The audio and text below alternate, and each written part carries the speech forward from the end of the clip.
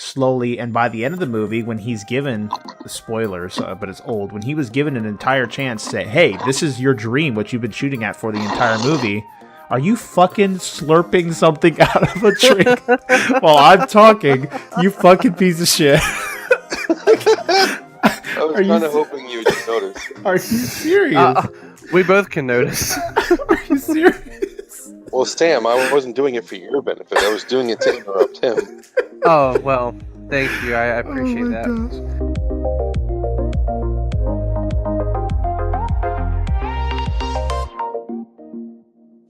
Hello, everyone, and welcome to episode 32 of the Thought Patrol podcast. I am joined by Sam. The Jedi must end.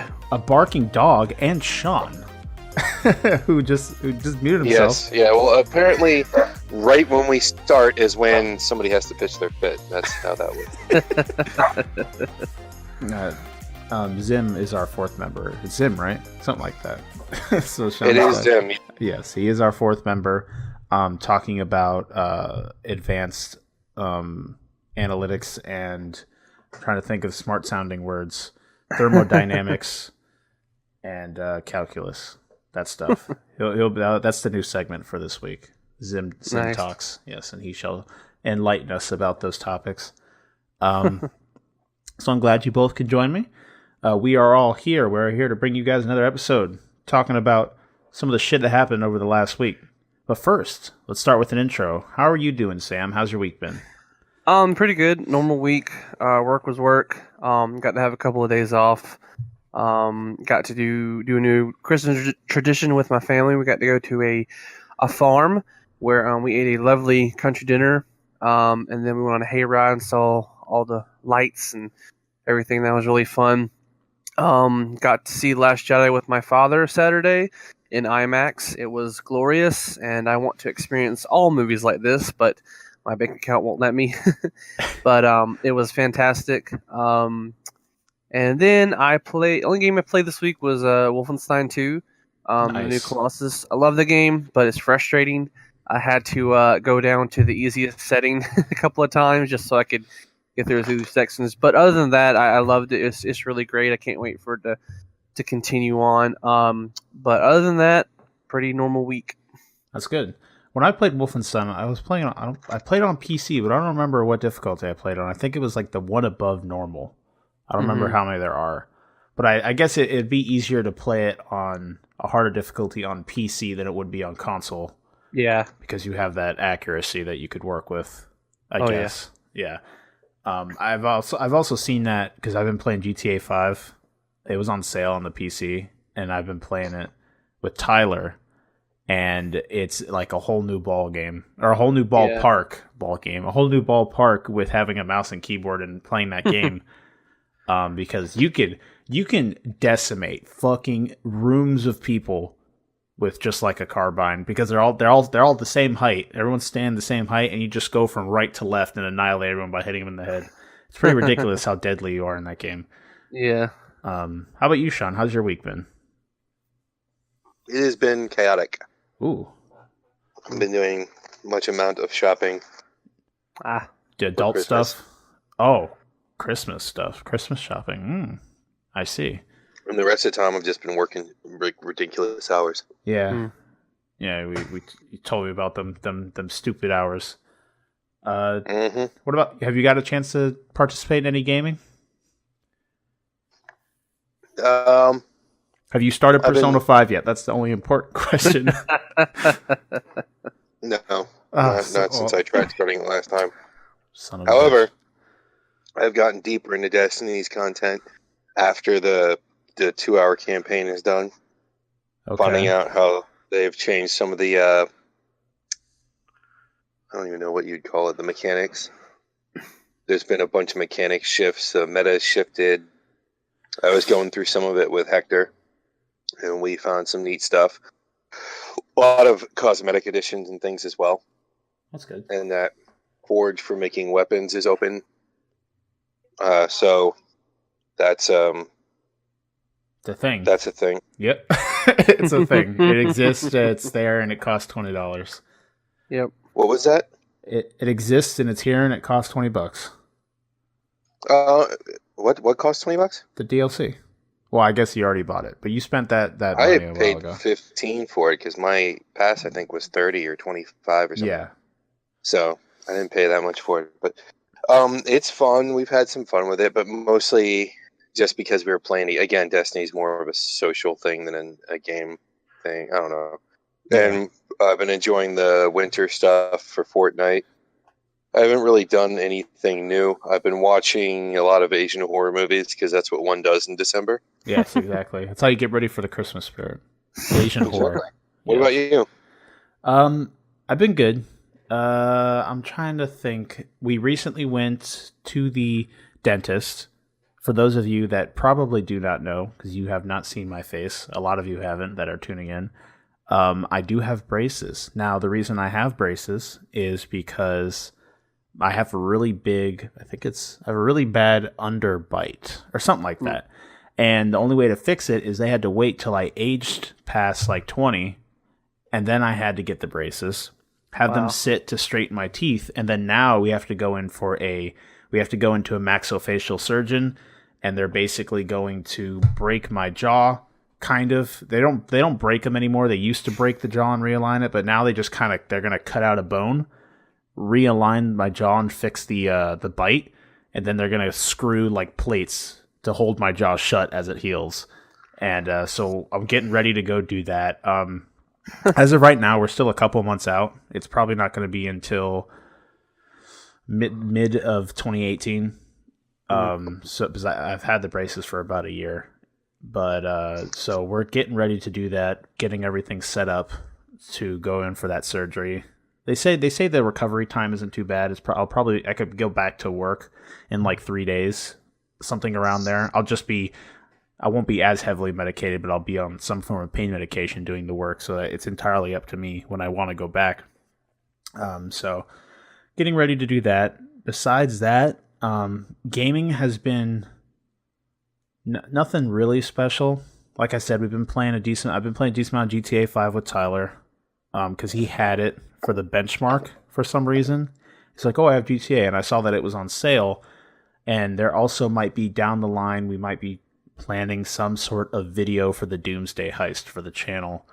So when we get there, the thing is we got to get there, because you need a bunker, and it's like $2 million.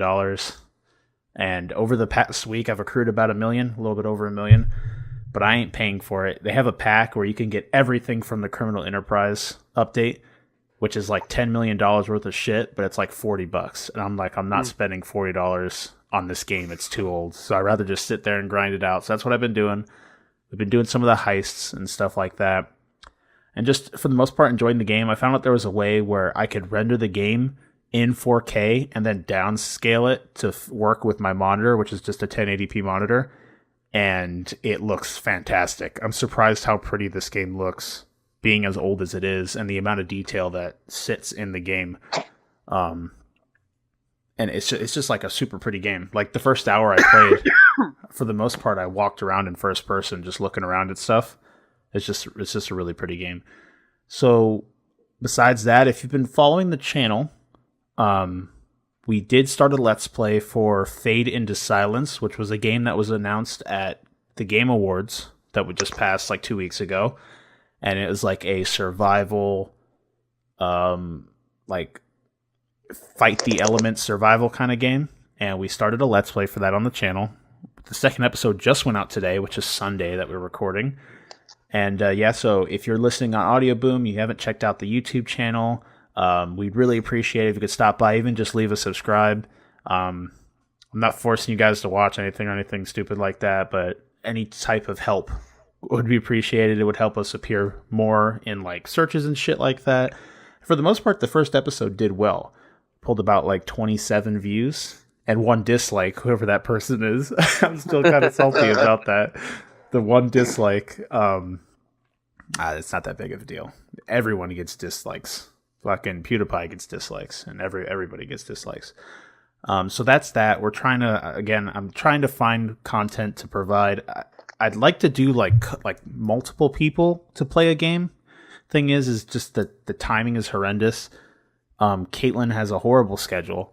and we did start a Let's Play a while ago for a game called Suicide Guy, and we only did one episode because the schedules are horrible, so it's so hard to get people together. My schedule's really good for making content because I work at night and I have the day to do whatever, so I can sit down at during the daytime, make a video and put it out during the day so people can watch it. And it's just there's no one here with me when I try to do that. Everyone's working. So that sucks. But yeah, so for the most part, yeah. I think it was 2 or 3 days ago we watched Spider-Man. It was really late, but I enjoyed Spider-Man for what it was. It was really good. I like the different look at Peter Parker, a younger Peter. I loved his suit. Like, his suit was so fucking badass. I think he named it Karen or something like that. Yeah. It was so cool. I love that. I love, like, a Iron Man buffed up style Spider-Man. I think that's awesome. And it just goes against everything that Spider-Man is, man. That changes the hero entirely. Well, and there was an Iron Spider suit. I never read the comic, so I could give, like, negative percentage of a fuck when it comes to this. The only fan I am when it comes to like Marvel is the cinematic universe. So it doesn't really sit terribly with me. I'm sure every time they do something that's an adaptation of some form, it always pisses off somebody. So I can understand if it's changing the tone of what Spider-Man is. But like another situation. Recently, Netflix released the first season of Erased, but live action. So there's a live action Erased on Netflix, and I sat down and watched the Japanese one? Yeah, I sat down and watched it with my father. The live action is Japanese as well. I've seen it.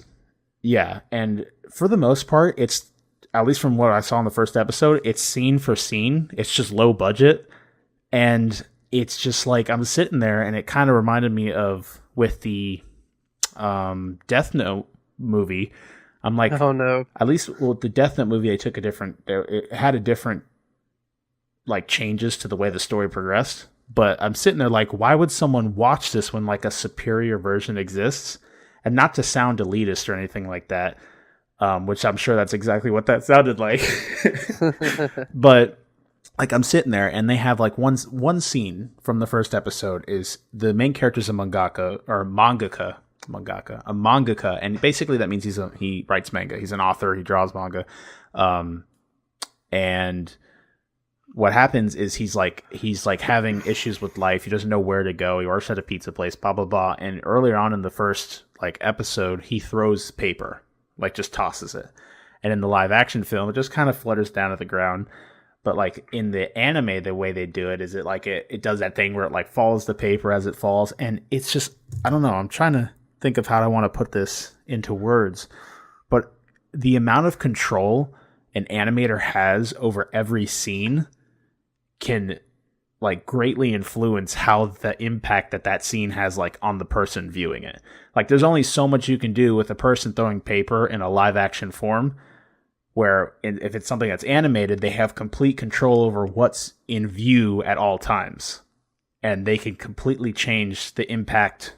Well, they have full jurisdiction over that impact on the viewer, because they can choose exactly what to show the viewer at what time, because you don't have to deal with physics, or you don't have to deal with wind, or you don't have to deal with anything, because it's a perfect representation of whatever the author or the director has in mind for that scene.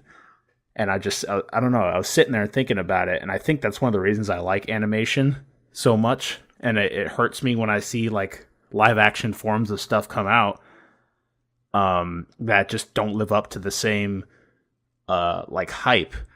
I think that reason might be what causes that change, that little change. And the same, that can have negative connotations too, because now we have the Japanese I don't know why they feel the need to be so sexual, but hey, let's take a bunch of kids that look overage but aren't overage, give them big ass titties and throw them on a screen. And I understand that's to sell merchandising, do what they do, make their money, because that's what works. Same reasons with loot boxes and games. It's what works. They continue to do it. It's just, I think that when the director, his purpose is a positive one. He wants to actually make an interesting story. They have a lot more control over what's going on in the manner of like animation. And that's not just Japanese animation. That applies to all forms of animation. 3D, 2D, whatever. You have complete control over what's in shot or what's in view at all times. Yeah. And that, I don't know. And I was just sitting there thinking about it, and I was watching this low budget form of Erased, and I'm like, well, that didn't have as much impact as it did in the original show, because they didn't have as much control over this section. And for the most part, the first episode was scene for scene, word for word. It's just in live action. Characters look different, and it was just weird. I'm like, why was this made? And why did this become a thing, or whose idea was this if they weren't going to take... I'm sure they might eventually take a different approach to the story, but if you're going to adapt it to something like that, I can understand why someone would want to do that. So, I don't know, it's just weird. I was thinking, and I hope that makes sense to somebody, because it wasn't making sense to me as I was saying it. It made more sense in my head, but hey. But besides that, yeah, I enjoyed Spider-Man. I like... what Marvel's able to do with just like, they kind of remind me of Nintendo, where they may be at least under Disney's control. They're like policing assholes, but they really know how to just portray fun in one way or another. They know how to make their movies fun. And I had fun watching the film. It wasn't anything like where I had to sit down and think about what's going on, or think about future consequences for what's going on, or thinking about the overlying concept of what's going on. I just had fun watching the movie. Yeah. And I guess that's what they were going for, because I never felt a call to say like, oh, what does this mean for Spider-Man? I'm like, no, this is just like a fun film. And I think they do a good job with that. And I think that might be a reason why so many people, I mean, that's not that many, but a lot of people have come to grow tired, especially Caitlyn. She's shown that dislike before, but she's come to grow tired of superhero films, because for the most part they're formulaic. You pretty much know what's going to happen. Been known for nuance, and the studios abandoned nuance. There isn't any. As of Guardians of the Galaxy, they started leaving it behind. Now I think Gunn did a good job of still putting some in there, but with Spider-Man and with the last Thor movie, any ounce of artistry or layering of concepts in the movie has gone bye-bye. Like they've completely changed the tonal direction of the movies in a very jarring, unnatural way. Now, they said they were going to do it, and I understand. I'm not saying I agree with it, but I understand exactly why they're doing it, for the same reason that Caitlyn's not a comic book nerd anyway. But even if she was, like, she gets tired of sameness, and comic books are all about sameness, whether they can help it or not. I mean, it's the basic cycle. Superhero fights supervillain, saves the world, starts story over. Occasionally, somebody they love dies. There's a tragedy. They overcome it. That person comes back. Everyone who loves comic books knows that's an inherent trait. I won't call it a flaw necessarily, but trait in comic books. It's how it fucking works. If it's a superhero book, this is what happens. That's why What's-His-Face wrote Watchmen, to kind of tear that whole idea apart, to deconstruct it. Yeah. So the movies are going to suffer the same problem. So Marvel's idea is, well, we can't change the cyclical nature of the stories. There's really nothing you can do, but we're going to milk this cow for all it's worth as long as it'll make money. So instead, we're going to go from these adventure movies that have comedic elements, and we're going to turn them into action comedies. And there's a difference between having one kind of movie, adventure movie, that has comedy elements like Indiana Jones, and then taking something that is a hybrid fusion that is both comedy and action at the same time. Which is what they did with Thor, which, like you said, Kyle, Thor was super fun to watch. I did not like it as a Thor movie.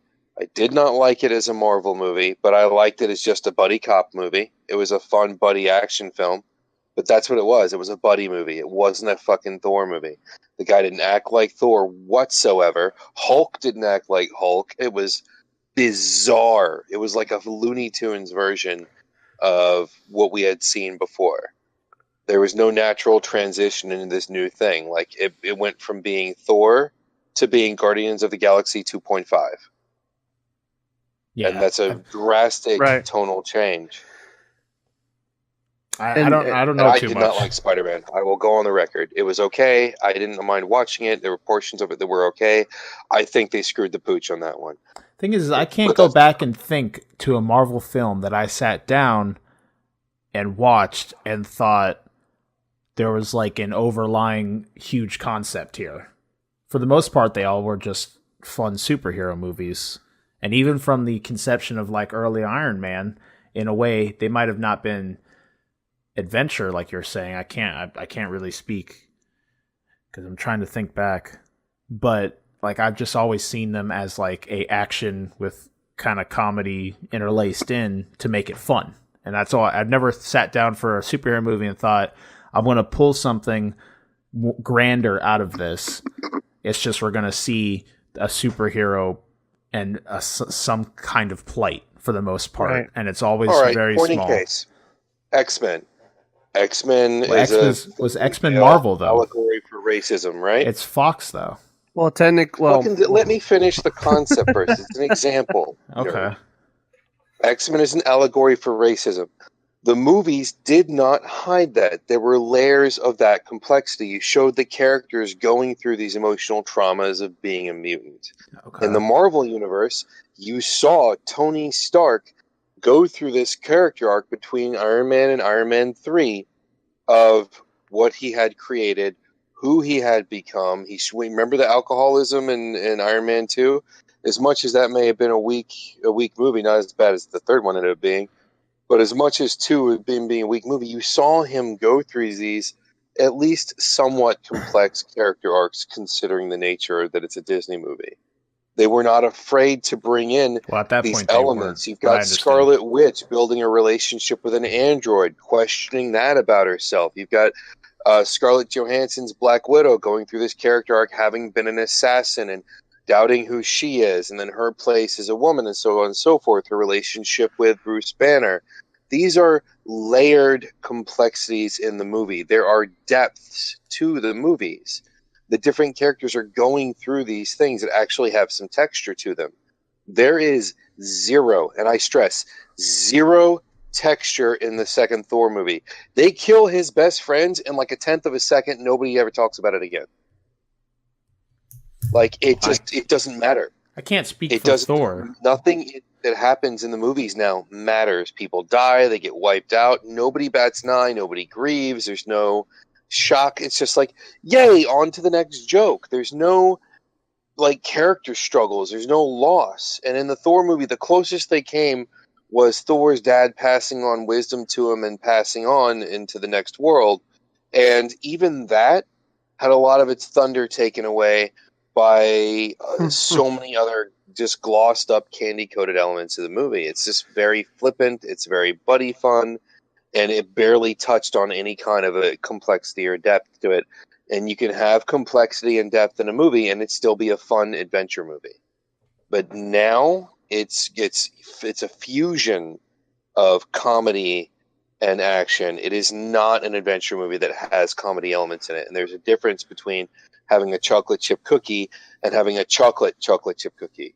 See, that's not a good analogy, what I just said, but the point is there is a huge tonal difference in feel in the movie. Yeah. It's a fun movie. It's a shitty comic book movie. See, I can't That's saying something. I can't speak for Thor because I've still yet to see it. But for Spider-Man, I saw, although it wasn't like an entire like one setup, but there was slight character arc of of Spider-Man or Peter as he kind of was figuring out what he was doing, finding out that, say he's treated as a kid because he is a kid slowly. And by the end of the movie, when he's given spoilers, but it's old, when he was given an entire chance to say, hey, this is your dream, what you've been shooting at for the entire movie. Are you fucking slurping something out of a drink while I'm talking, you fucking piece of shit? I was kind of hoping you would notice. Are you serious? We both can notice. Are you serious? Well, Sam, I wasn't doing it for your benefit. I was doing it to interrupt him. Oh, well, thank you. I appreciate that. Gosh. But like, no, please continue though. But with like Spider-Man went through arcs of his character development, I'd say. Now, although a lot of it was overshadowed by, hey, just like pseudo set piece action kind of going on, there was stuff like the thing with him underneath the. Oh, what was I saying before I got interrupted? Oh, yeah. So he's been shooting for this grand thing the entire time, joining the Avengers. I want to be an Avenger. His whole MO, the entire film, is I want to be part of the Avengers. And as he kind of finds out that this truly is something that sits out of his league, at the end of the movie, he's given an opportunity to join the Avengers, and he turns them down. It's like, I'd rather just be, as he quotes Tony from earlier, I'd rather just be on the ground. I'd rather stick to being a friendly neighborhood Spider-Man, not this.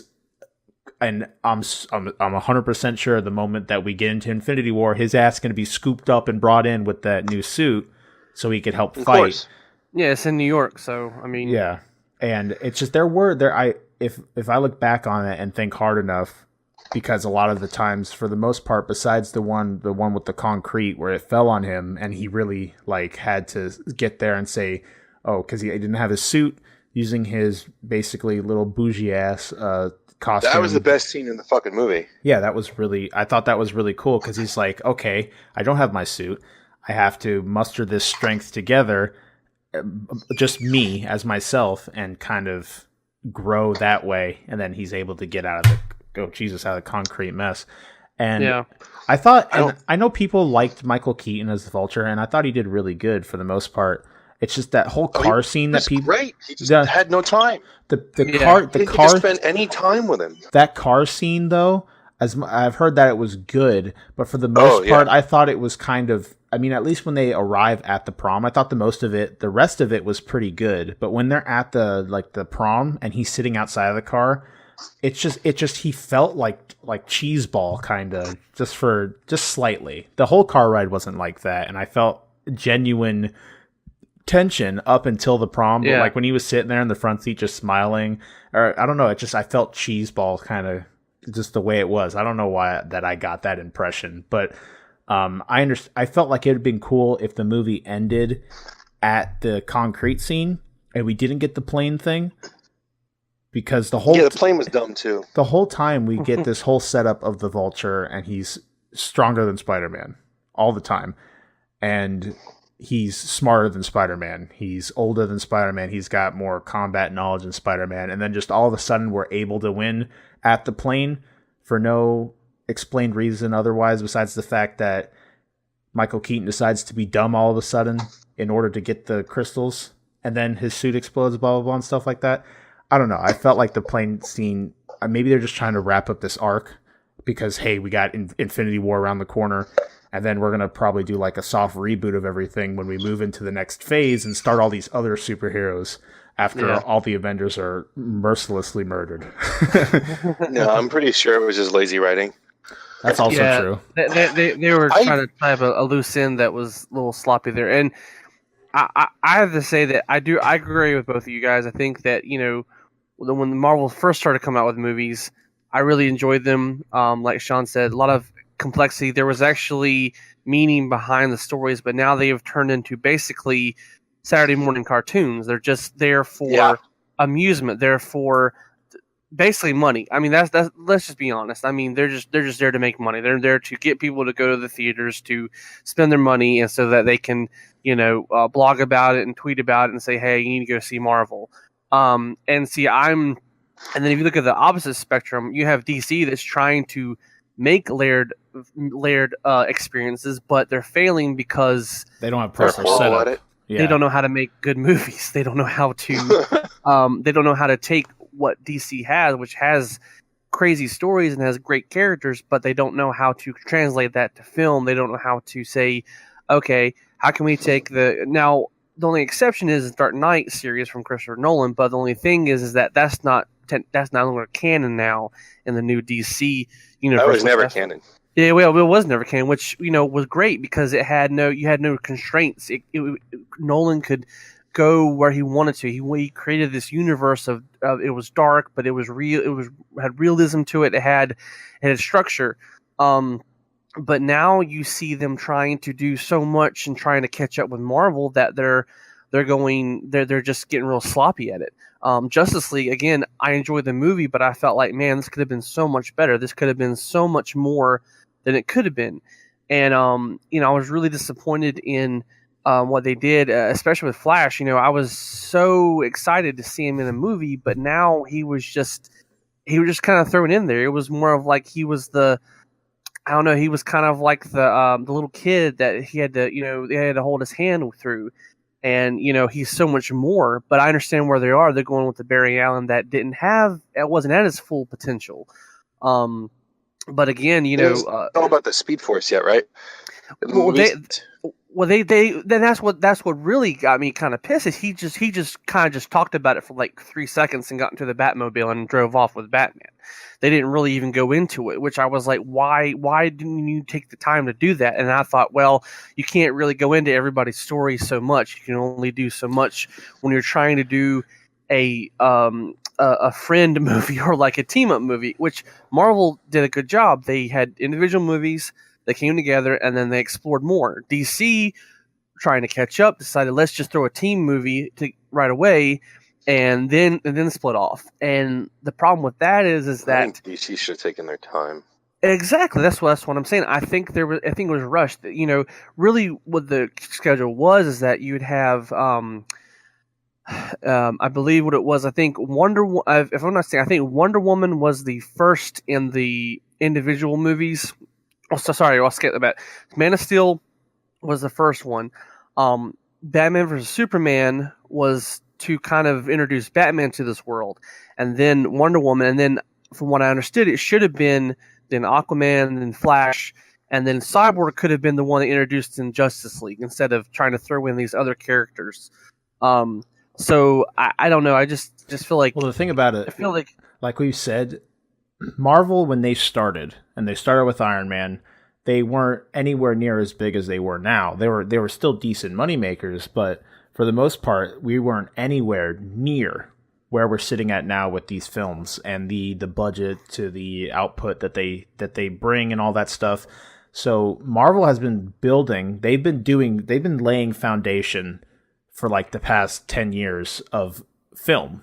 So now where we're at now in this overall arc of Marvel is that we're getting the payoff. But the thing is we're getting like constant payoff, and they're not like slowing down again to start bringing back in setup. So we've had all this setup, and they're like how they're basically seeing how long can we live off of the setup, the foundation we laid. How much boom bang can we have until people get tired of it, and then we have to fall back down to setup, which is probably what's going to happen after Infinity War. And then they're going to start back down with smaller stories, more setup, and lay groundwork for another big set of team up films and something like that. And I think maybe because Spider-Man kind of got caught in the middle and he's going to be in Infinity War, that they're like, okay, same reason we didn't see an origin story again. It's like, we don't have a lot of time for setup. We're going to try and get something into one film. And then I'm assuming just the way they put it together, it had its issues, right? We all know it had its issues. Well, yeah. And the thing with DC, they wanted to tell a smaller story. Yeah, and the thing with DC, that was the big thing. And I think that's good with Spider-Man. I think telling smaller stories is Spider-Man's strong suit. He does get involved in huge conflicts. He's been in all the major battles, and he's been a key player in some of those major battles. But Spider-Man stories always work best when they're content. It's like Batman stories. Batman stories work best when they're in and around Gotham City. Yes. Spider-Man stories work best when it's in and around New York. And it's the same with Daredevil, same Punisher. Although Punisher travels around more. The Avengers, do more of the world trotting whatnot. But I think those stories work best when they're contained within their bubble. So I get that. And I like the fact that they changed Vulture, because Vulture was a stupid-ass enemy. He was an old guy in a fucking suit. A geriatric villain. So Michael Keaton, a classic character actor who's fucking awesome, was a good choice for it. He just got no fucking time. I didn't get to enjoy him. But with Marvel's movies, you are entirely correct. They took time to build up details. It's just, it feels like they're squandering that now. Like, I would have been okay with Spider-Man being the simple, somewhat dull story that it was. because it did follow a few of the story beats that the first one did. It was about him in high school. It was about him trying to figure out relationships, him trying to figure out life, and him trying to figure out being a hero. Now, I would have liked it if they would have just done the origin story anyway, whether people wanted to watch it or not, because I like seeing how that particular version of the character, how Tom Holland processed hearing him out. Like, you got to spend 10 minutes watching Spider-Man movie. You got to see him learn the gravity of what it means to have these abilities and figure out how to be a hero. They gave us a little bit of that in Homecoming, which I enjoyed. I don't like how Mary Jane's name isn't Mary Jane. Right? She has another name.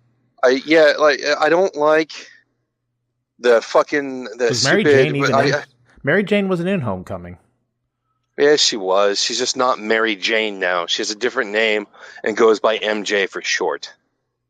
Oh, it's like what they did with Robin in the last Batman Begins movie. See, that's how like not non-interesting, but that's how small of attention they put toward that. I didn't even notice. I just forgot the fact that Mary Jane was a thing, or the fact that he had girls. I thought this was maybe something that was before those two. Because Mary Jane and who's the other one? Gwen, the blonde girl, Gwen Stacy. Gwen Stacy, isn't that the actor's name? I don't even know. Gwen Stacy was his first love, and Green Goblin killed her, and then he fell in love with Mary Jane. They got married, the whole nine. That was Amazing Spider-Man. This is I don't even know what you classify this Spider-Man as. I guess it's a modern Spider-Man. It's a cinematic universe Spider-Man. I don't think it's even Ultimate Spider-Man. I think it's just like, because the first one was. Speaking of Marvel, sorry to interrupt, but have we all seen the trailer for Into the Spider-Verse? Yes, that shit looks so fucking cool. Oh, it's so cool. That's what I love to see. Now, if Spider-Gwen is not in that movie, I'm gonna be very pissed. I would be too, because we have all these iterations of Spider-Man together. And please have Spider-Pig. I want Spider-Pig too. Spider-Pig or no, Spider-Ham. Oh, Spider-Ham. I wonder if his daughter is going to be there. The daughter he has in the alternate universe with Gwen Stacy, the one where his daughter has spider powers. Yeah. That'd be cool. Hopefully. We'll see. The thing, I also like the art style, and that trailer was shot incredibly well. All the scenes they showed from that trailer, including like the cool cutaways that they had while the action was going that had comic book panels. Everything about it was just... Seen it. New game?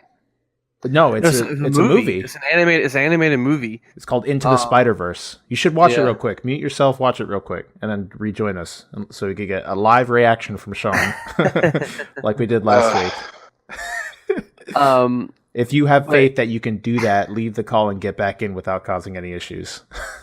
There he goes. Okay.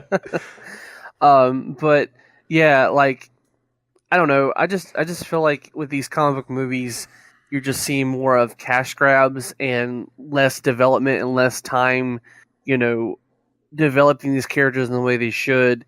And I enjoyed Thor immensely, but Shawn was right.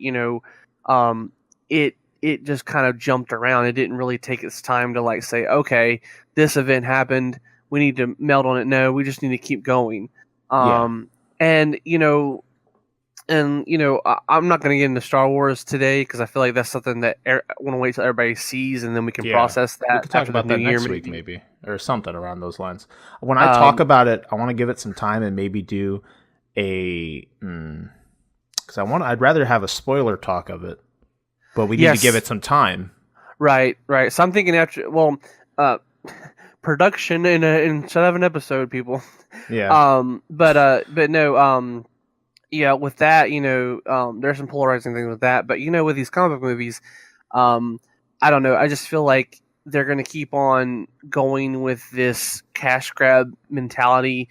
And I don't know if they're going to ever try to take a risk or try to say, hey, let's do a comic book movie, but let's do one that's off the wall, or at least an interpretation of it to where you can say, wow, that actually got me thinking. That got me pondering what a superhero movie could be. And I feel like you have to go with characters or a universe where there is a conflict that is not just good versus evil. There should be a conflict among yourselves. Like, for instance, I don't know if you've seen it, but there's a new movie called The New Mutants. And It takes place. It's like the horror Spider-Man, the horror X-Men film. It's supposedly horror. See, that's the thing is that I don't know why they're going the horror route, but it makes sense with the powers that they have. Yeah, and that right there makes me excited because they're all like in this asylum and they're all having to deal with each other's powers and having to deal with developing them and interacting with each other because some of them are off the wall. Like some of them can project mental images. Some of them can just create fire out of nowhere. And then the one normal guy is like a dude who can like jump and like become a human cannonball. I mean, that's his name is Cannonball. So that right there got me excited because it doesn't look like a superhero movie. It looks like a horror suspense movie with superheroes in it. Yeah. Just like Logan. Logan was not a superhero movie. It felt like a Western movie, but in a modern era, and it had heart, it had layers, it had feeling. Like me and my dad were tearing up by the end because of just how it ended, and it got you. It gave you the feels, and made the use a millennial term, but that's why I need to see. That's why I want to see more movies like that, where it's these little stories, and it shows struggle and development, but not just good versus evil. It needs to have some type of internal conflict, or at least a conflict where there is a chance, or there is a great chance that the good guys are going to lose. But again, we're just seeing all these movies where it's just again a cash grab. It's just saying, okay, good guys come, they get beat up, they come back and beat the bad guy again. That's just the cycle we're in. And the thing about it is, if for a kind of parallel, in a way, it parallels shonen, which is anime. Mm-hmm. And we're getting into the weeb territory. So stuff like Dragon Ball, One Piece, Naruto. One of the major issues with shonen is that it's how Shawn said. What do you say? Cyclical. It's a cycle. It follows a cycle. Everything. It's always like hero gets beaten up, trains, gets stronger, and then goes back to fight. That's one of the issues I have with Dragon Ball Super right now. Is one of the reasons we're seeing all these different transformations is because we got to keep one-upping ourselves. And we just got to keep one-upping ourselves. Yeah. And the thing with that is it just gets boring at a point. You're like, oh, what color are we on? Super really Saiyan does. Orange now? It's just at this point, there's no like genuine conflict. There's conflict, but it's not genuine. There's not a back and forth. It's just hero loses. Okay, guys, I'm going to go train. Believe in the power of my friends, then come back, and then they're stronger. They could come back, and then they win that other fight. Sometimes they may lose more than once, but they're always going to get stronger, and it kind of parallels that. But another thing with Marvel moving forward, right now they're blowing their load. Right, that's what we're seeing. That's why they're making so much money. They're basically banking off of all this setup they've been doing, all this foundation they've been laying. They're banking off of it. They're blowing their load. They're going to keep blowing their load, I think, until Infinity War in this arc is done, and then we're going to move into our next phase. Next phase, we're back with smaller heroes, and we're back with laying foundation. Hopefully, this is what Marvel should do. This is what Disney should do. We need to get back to laying foundation. Until we have something in the comic books we could use as a major threat. Build lovable characters. That's what we have now. We have lovable characters. That's why people go to see them. And that's why a lot of people don't give a shit how the movie is and what type of film it is. They just want to see these characters. That's why they're making so much money. I'm sorry for interrupting you so many times, Sam. But that's what we need to do. We need to rebuild up interesting characters that people actually give a shit about. So... like, if Iron Man dies, we're going to hear about it forever. People are going to be all over that shit because everyone's like, oh, Iron Man died, Tony Stark. No, that's because he was built up as a lovable character. Everyone loves him. They need to, as soon as Infinity War is over, no matter what happens, we need to see this build-up reoccur. Make more characters that people enjoy. People are going to pay to see them. That's how it works. So that's I think, moving forward, because this is going to be our main topic, because we've been talking about it. But moving forward, this is what Marvel's future needs to look like. So I think, because the main topic will probably be something like what's next for Marvel or something clickbaity. I got to get them views. And I just want to add that and they should take more time. Like, don't just do one layer of bricks. Do multiple layers of bricks. Build a wall. Let's build a fence. Let's build a house, not a wall. Let's make it 4 corners. Let's really do it, and then come out with a huge bang of a huge event that has all these characters, but you're like excited because you've seen development. And I really hope that DC will take a hint and just cut their losses and reboot. But please keep some characters. Please keep Wonder Woman. I think Wonder Woman was the only thing. They'd be stupid to keep someone else besides Wonder Woman. Exactly. They have at least a proper setup for her. What they need to do is they need to just say, okay, go back to Themyscira, and then this huge event's going to happen, and you're going to be the same, but everything else is different. There you go. They just need a flashpoint. They just need a flashpoint because that's the only way you can really reboot it. And if they do that, and then they start piecing it like Marvel does, then they're gonna have probably the same success, maybe even more, if they do it right. But they also need to get rid of the old guard. I'm sorry, but Snyder needs to leave. They need to let Whedon he's doing his Batgirl movie, which I'm excited for, but they need to have more talent that will take risks and that won't, do the same thing over and over again. If that's what they need to do, that's what DC needs to do to fix themselves. They need to do a soft reboot and get into some new talent. That's all there is to it. Yeah, and I think, again, like you said, all it takes is proper filmmaking and proper setup. That's all we need. They need to get, again, like you said, eat the loss, lay down some foundation, build up characters that are enjoyable, because I like the Batman that we have that is, what's his name? Ben Affleck. Ben Affleck. I like this type of Batman. We have no setup for him. I have no reason that if Batman dies in Justice League, I haven't seen it, but if, say, someone like that, if everyone died in Justice League, I would have no reason to bat an eye.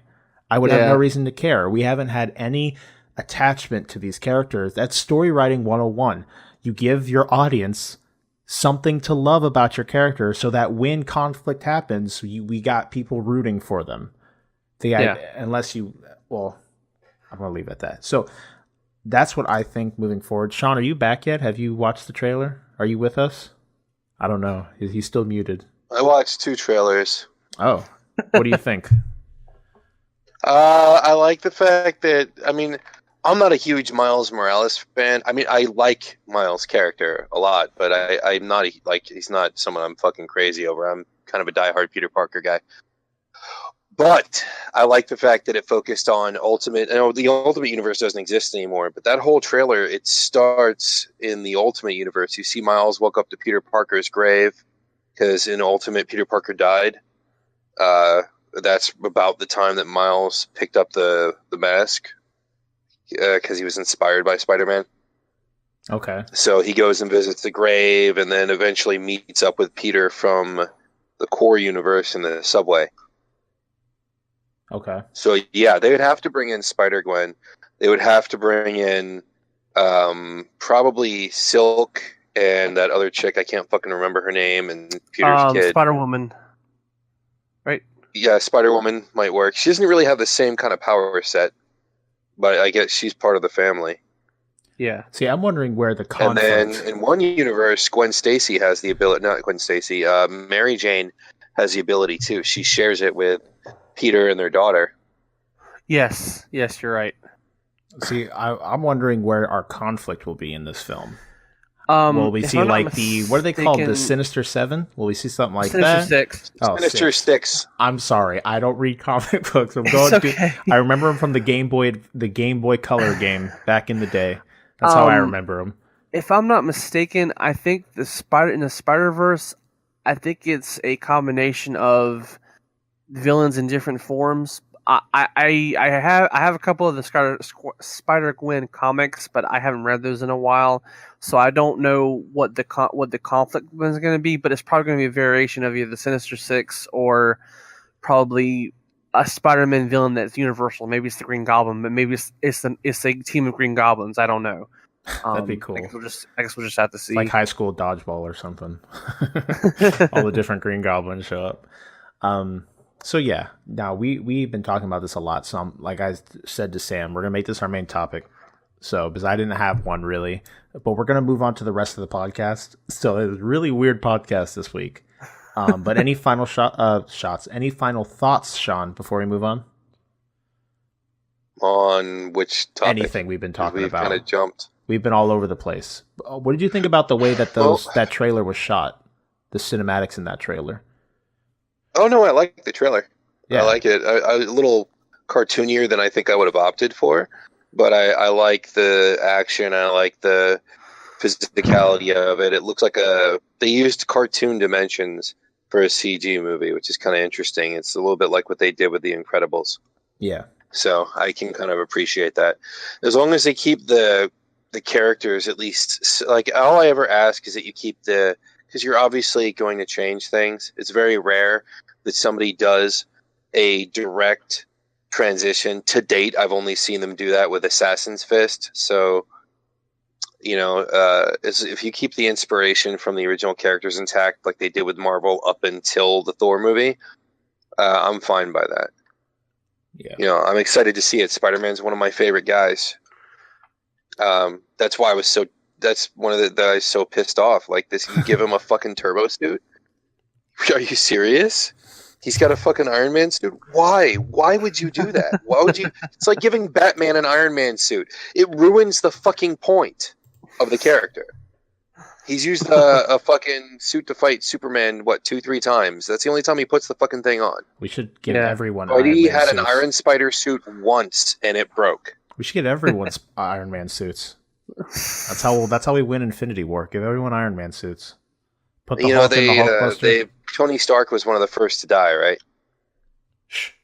Listen. In the original Infinity, I don't think they're going to follow it whatsoever. No. But Tony Stark was one of the first ones to go. It'd be cool if they turned did. Thor to glass. It'd be cool if they just like instantly fucking like first half hour of the film, 3 people are dead. That'd be so crazy. They just need to do that. They just need to just rip the bandage off. Pretty much. All right, so I want to know what the fuck Hawkeye and Black Widow are expected to do against a Titan.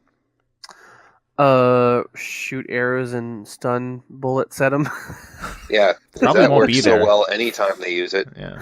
See, in the trailer, they're gonna do the same thing that happened in Iron Man in the trailer, where Thanos just fucking clocks him in the face. And he falls over. It's just gonna happen. He'll punch like Black Widow, and she'll just explode. And we find out that the film is rated R for gore, and then just Black Widow bursts, an eyeball hits the screen for the 3D. And stuff like that. Yeah, that's pretty cool. I prefer them to not waste Scarlett Johansson that way.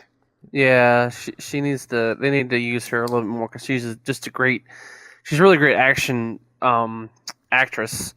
But yeah, they need to not squander some of the talent because I mean, some of these people, I know their contracts are up, so there could be deaths because of that. But we'll just have to see when it comes out. The absolute truth of it is they can't beat Thanos. They absolutely cannot. Oh, yeah. Without intervention by a force that they have yet to bring into the movies, there's no way they can beat him. Every time they have faced Thanos with the glove, it has taken the intervention of a celestial or an entire bodies of celestial entities. And even then, they were defeated until one of them figured something out, was able to trick something, whatever. And that's the only chance they've got is tricking Thanos. Which, albeit, that happens to him a shitload in the comics, so that's a distinct possibility, but he has to kill most of them by the time that happens. Yeah. I just want to see Black Panther Ninja kick his ass in the face once, and I'm fucking happy. Do whatever you want in the rest of the movie. I just want more Black Panther. You know what they're going to do? They're going to do exactly what happens in the comics, right? Where everyone's going to die, and they're going to pull out the time stone, right? And then just flick of the fingers, everyone's alive again. Let's go. Knock them of power. They don't even need the time stone for that. There's another stone that can restore life. Whatever. All right. So we'll call it there. What do you guys think of the way that Marvel is heading and DC like trying to run behind them with one leg tied to a rock and stuff like that? I have no hope from DC. DC had one movie that was about on the level, like Wonder Woman was about on level with the first Captain America movie. It had its flaws, but it was enjoyable enough that I didn't care. They've had one good movie. I'm not paying to see any of their movies. I went to see Wonder Woman because she's ridiculously awesome actress. She's super hot, and I like Wonder Woman. I was gonna say something else there. Yeah, no, it's because she's hot. I'm not gonna lie. I went to see it because I knew it would be decent, and she's super hot. Yeah, she is. Okay. Thank you for that comment, That's Shawn. That's I the whole appreciate fucking reason I saw that movie. All right. So again, let us know what you guys think in the comments below. We're gonna actually we're done with the intro / main topic, I guess. Let's move on to the housekeeping real quick. If you like, real quick, damn, I will go see the Flash movie when they do a Flash movie. I'm waiting for that.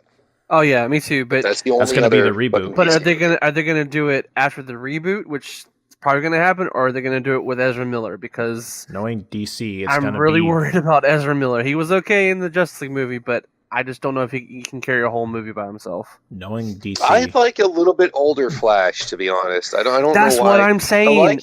Older Flash, older Barry Allen. In the comics, he was freaking like almost 30 years old, a scientist who had, who was really smart, and when he had his powers, look what you started. Yeah, he had a little trouble. But guess what? He's a scientist. He figured it out, and so he was able to use them effectively and to his full potential.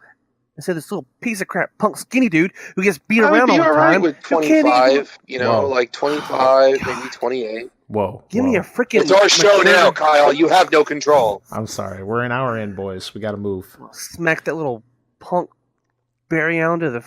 Oh, gosh. You got to think about it. Barry Allen has the ability to unravel all of existence. Like, he used to be just a fast guy. Now he's got a power, since it's evolved, to undo anything. He's so powerful.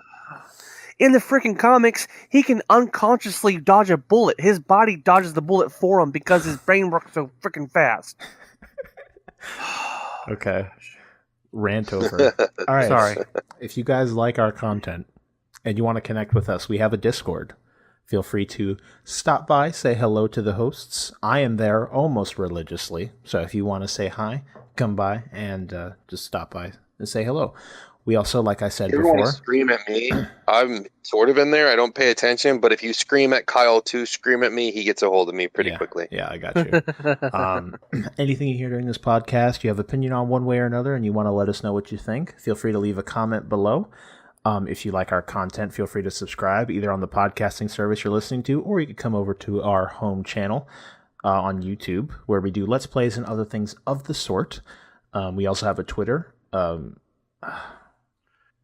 Shit, what's our Twitter? Fuck me. I always forget what our Twitter is. I need to keep it. Was it like Thought Patrol PD? Thought Patrol PD, yeah. At Thought Patrol PD is our Twitter. Yes. Can't forget that at. Yes. Also, if you really want some really big brownie points, you want to become the #1 fan of the Thought Patrol podcast and be world renowned, feel free to leave an iTunes review. We will read it on the podcast, so don't say anything too bad. No anti-Semitism or anything like that in the only if you're joking. Yeah, and let us know if you're joking, so I can know if I can read it in a pseudo angry German accent kind of thing. So yeah, whatever it is, constructive criticism. If you guys really like the way it is, if you don't like the flow of the podcast, something like that, feel free to leave an iTunes review. Just be like legitimate about it, and we'd really appreciate it. We don't have a mailbag segment this week, and we're gonna move right on to the game segment. Right back with Kyle Ruins, man. We're getting close to the conclusion of A New Shade of Green, and considering how far along we've gotten, and we're already running a little bit late, I think possibly be wisest to pass this segment and move on to our review of Rudolph the Red-Nosed Reindeer. Wholeheartedly. Nah. Yeah, because you're the only one that likes this, Kyle. You just do it to torture us. I do. You are raping people's childhoods because you think it is funny. It is funny. You are performing oral rape on these people. I think Funny Guy likes it. Let us know. Funny Guy hates it.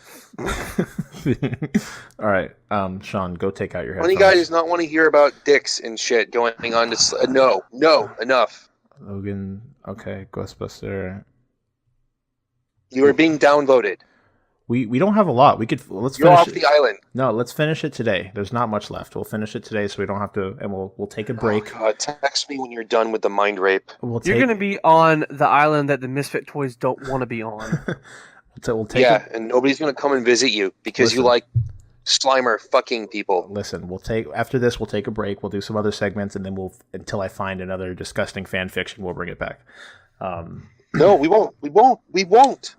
We'll not bring it back. Bitch. It is dead. Okay. This is the movie pilot that didn't make it. Okay. So, back with chapter 5? Chapter 5 of A New Shade of Green. There's actually... I don't know how this person is a horrible writer in general, so we're going to continue it. So let's bring down the mood a bit. We're going to take a step back into the fantastic world of A New Shade of Green, and we are back at the hotel.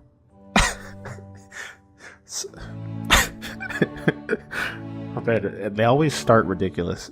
Slimer had morphed into a giant dick. He was green, but what fatty figure he had was now gone. In its place was the form of cock, just straight cock. Gotta say it like a New Yorker. Cock. He was just a 6-foot-long penis, which was... I never understand these. Which was now fucking Sam. Sam was going to die. Sam, do you like the fact that you actually have a character in here?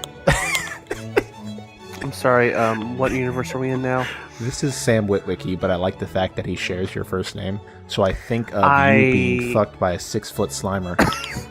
Sorry, Sam has been replaced by an android that is taking all of this in so that he cannot hear this. I'll leave a message.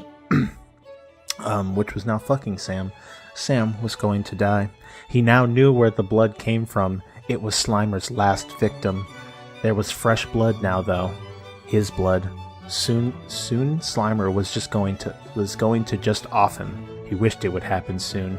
If he had to come again, he was afraid his balls would go through his dick. Wow. Beautiful. The literature, I can't. Slimer, however, knew exactly what would happen. He was just waiting for it. Back at HQ, Steve, who was Logan, I think, had been shitting for minutes on end. What the fuck? His asshole burned. He didn't know how this was possible. The entire room had been filled with shit. Anymore. Wait, what? The way this is written. Anymore, and they would suffocate. They would die. None of them wanted to die. Back at the hotel, Slimer... Wait, did he copy and paste? Oh no. Slimer had grown. Sam's asshole was now as large as his head. He had now felt like a dick for telling his mother's sister to get over it during childbirth. That was very necessary. I appreciate that little tidbit. His mother had almost killed him that day. He wished she did. His hairy ass now did too. 2. The number of hours his ass had been stretched for, the number of people that had dumped him, the number of things he was sorry for, the number of cars he had owned, the number of cars he had fucked. What? When did that happen? I want to see a side story here now. Bumblebee and some other random Autobot. Now we know. The number of people in this room, well, no, he deserved to die. He was a horrible person. He deserved to die. Now Slimer was doing the world a favor. Slimer would be heralded as a saint. A saint, yeah. Sam reached for his phone, held 6, and waited. What is holding 6 to? Do you know, Sam? What is holding 6 to? I have no clue. The android does not know what holding 6 means. Okay. Back at HQ, Logan had filled the whole fire station with shit. All 3 had died from suffocation, and no one ever found their bodies. Wow, that was a quick way to close that off. Back at the hotel, Sam finally came again. After another hour, he was right. His balls did go through his dick. They were now discarded somewhere. He had no idea how it happened. He didn't want to either. Then he heard bangs. Slimer came. Okay, we're outside now. A group of purple helicopters shot off a large amount of explosive ammunition. All they had. The Saints. The Saints? Saints Row is here now too, Sam. Yo, holy shit, purple helicopters? So the Saints Row had also come to save them. The Saints got a call telling them to destroy this hotel, so they did. They wanted to blow something up anyway, and with the Ronin, Samedi, and Brotherhood gone, they had nothing. It was a mutually beneficial agreement. Back in an undisclosed location, an unnamed U.S. general just received word to nuke New York and Stillwater. He hit the launch button. In New York, everyone in New York was obliterated that day, no survivors. In Stillwater, everyone in Stillwater was obliterated that day, no survivors. And that's how it ends. That was A New Shade of Green. Quite a emotional ending.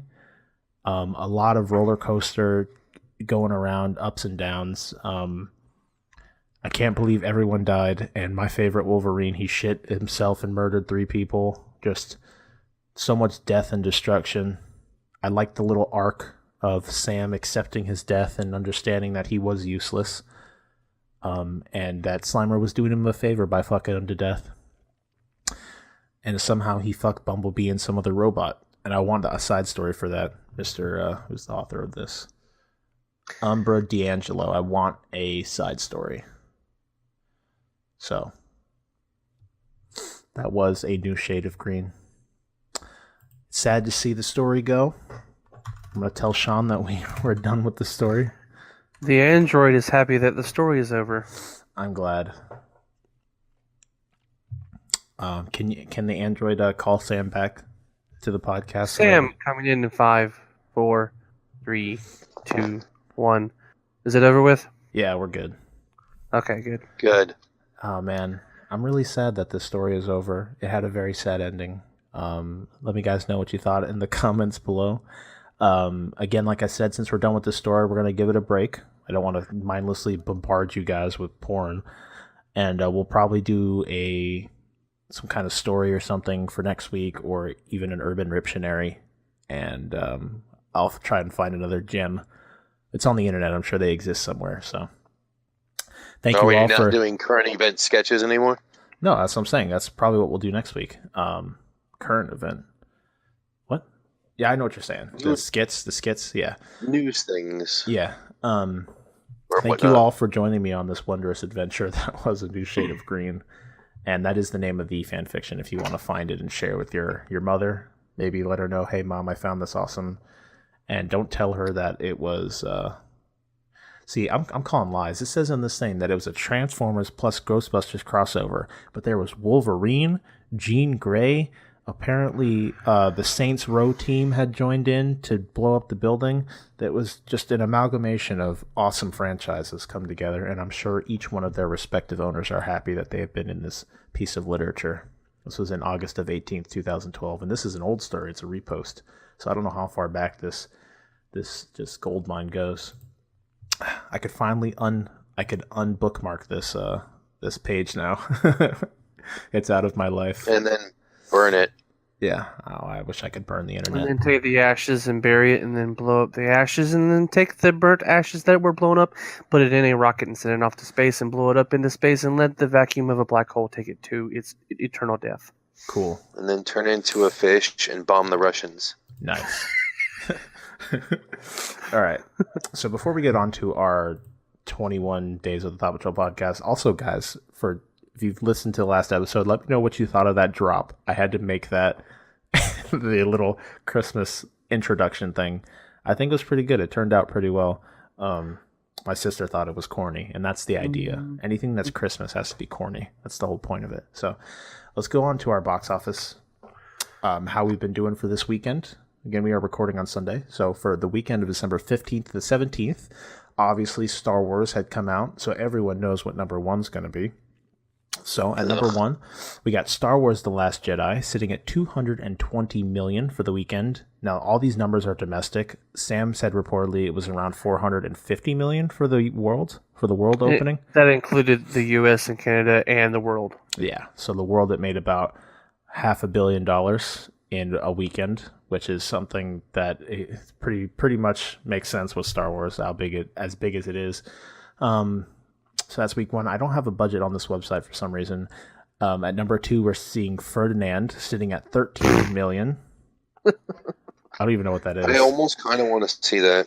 What is that even? It's a DreamWorks anime movie about a bull that lives in Spain. And I think I have seen like posters for it at the very least. I didn't even hear about it until a week ago.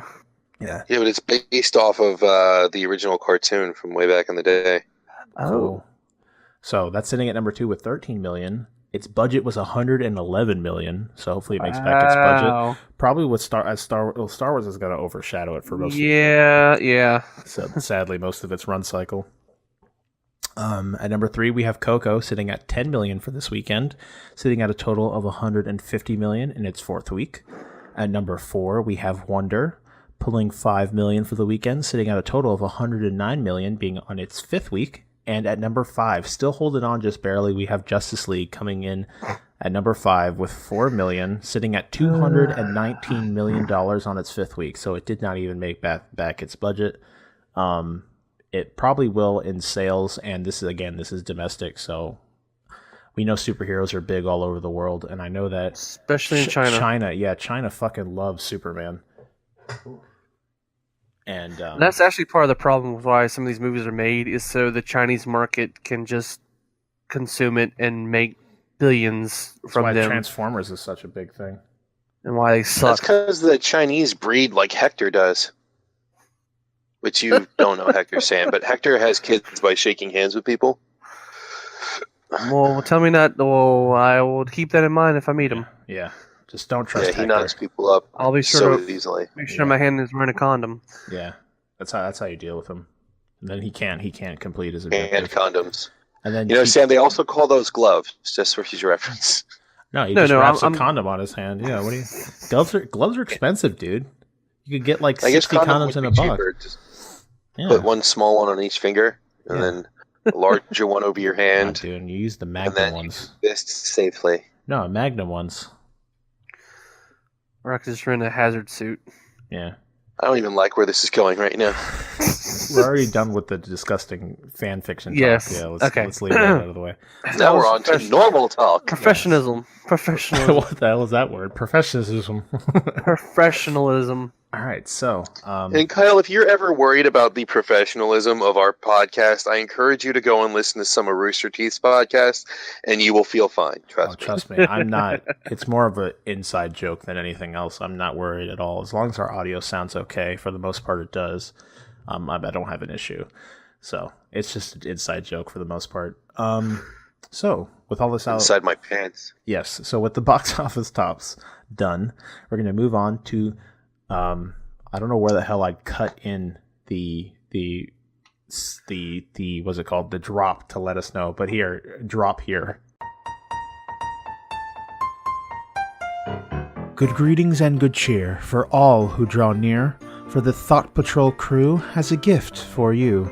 Splendor and awe from the greatest flicks even Saint Nick would guffaw. Welcome to 31 Days with the Thought Patrol podcast. So yes, we are back with 31 Days with the Thought Patrol podcast. I have, as you guys have noticed, Sam and Shawn with me. And this week we had Rudolph the Red-Nosed Reindeer, A Frosty Winter Wonderland, and Charlie Brown Christmas specials. It wasn't the original one. It was like a newer one. Not that new, but it wasn't the OG. We're trying to stay away from the OG stuff for the most part. Because everyone's seen that at least once in their life. So we're trying to introduce you to new, possibly horrible stuff that you guys can either laugh about with your friends or enjoy. And that's probably the laughing about with my friends was most likely pretty much Frosty and Winter Wonderland. Let's talk about that first because I have nothing to say about that. That special was awful. It was so bad. We talking about the new one? The one that we watched, that we picked for last week. It was a sequel to the original. It's called Frosty's Winter Wonderland.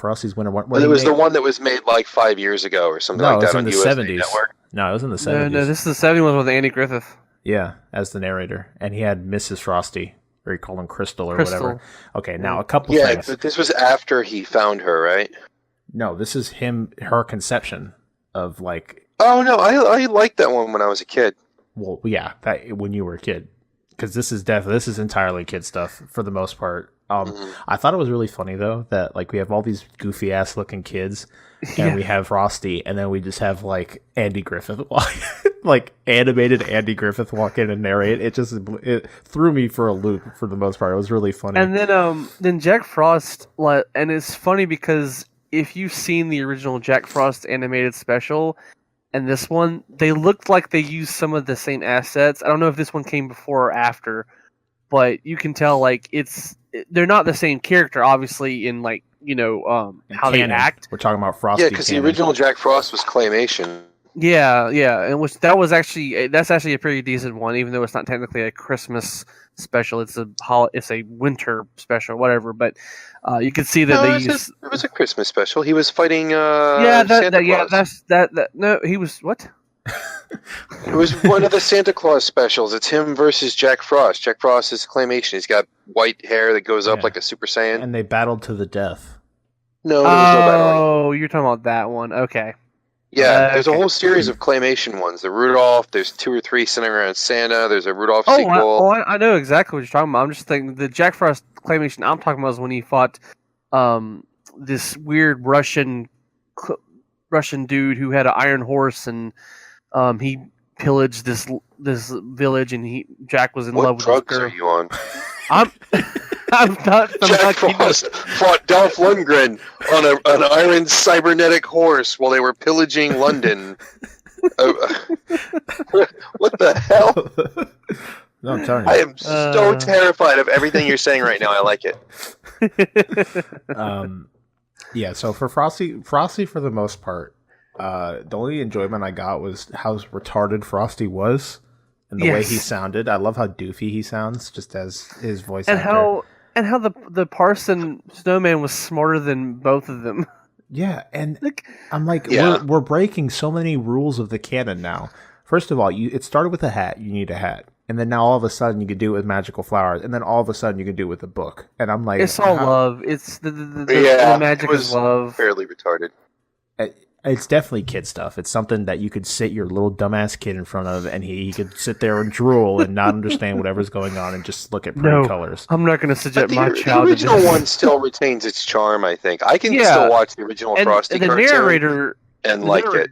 Yeah, the narrator is way better too. Plus, he like I just listened to the full song like I think yesterday or something. I was like, wow, this is like so much better than the one I watched. Like this is such a classic. That voice and just the way, and the villain too. Like the villain in the old one, the magician, the dastardly guy. Exactly. He had charisma. He had this like ability to him that you're like, oh, I hope he gets his just desserts in the end. But Jack Frost was just like this jealous dude who was like, oh, everyone's about Frosty.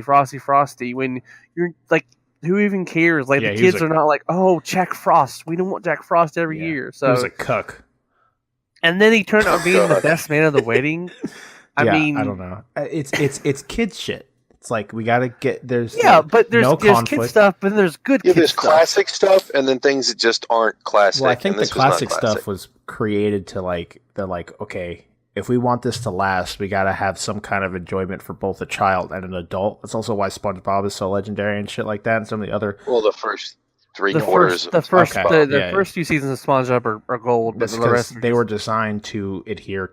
They switched writers. Yeah, they were designed let's make them so the adult and a kid can both get the same amount of enjoyment out of them, and I think that's what they were trying to go for with the. That's what most cartoons are nowadays. Is that they have an appeal to kids and there's jokes for adults, but back then it was just all for kids.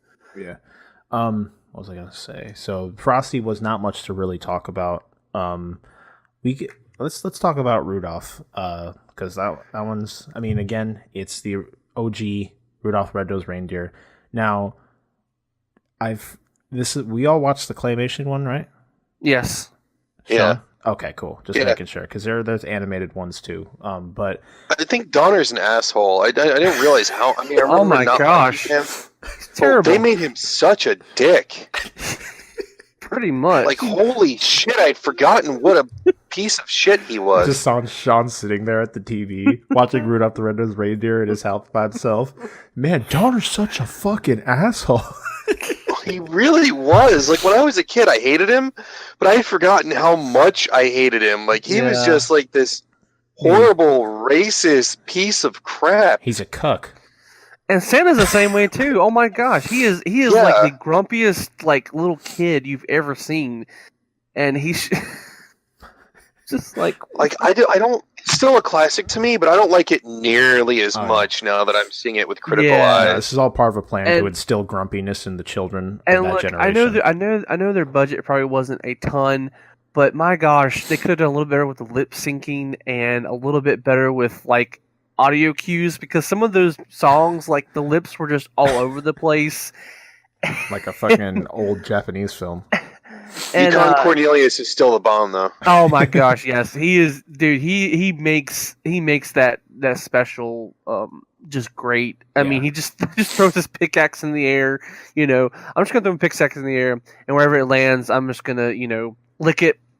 You know. Oh god, yeah, in his tongue, so creepy, Yeah. so creepy. Yeah, claymation tongue's not the best. No. Holy what shit, dude! What I'll say, when I was a kid, that freaking abominable snowman scared the crap out of me. Like when I watched it, I was he looks like a terrified. huggable bear. I don't know what you're talking about. I was terrified when I was a kid. I was like, I had nightmares when I was like 5 or 6. I was like, I don't want the abominable snowman to come in my house, because those teeth were just in your face. Like I was like, I'm gonna like just die.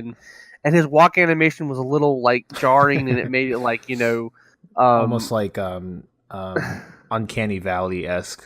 Where pretty it's supposed much to be humanoid, yeah, but it's and not. that walking, but Yeah. yeah, that scared me. I was like, oh, but I mean, when I saw, I mean, obviously now it doesn't bother me, but man, when I was a kid, I thought that was like one of the scariest things.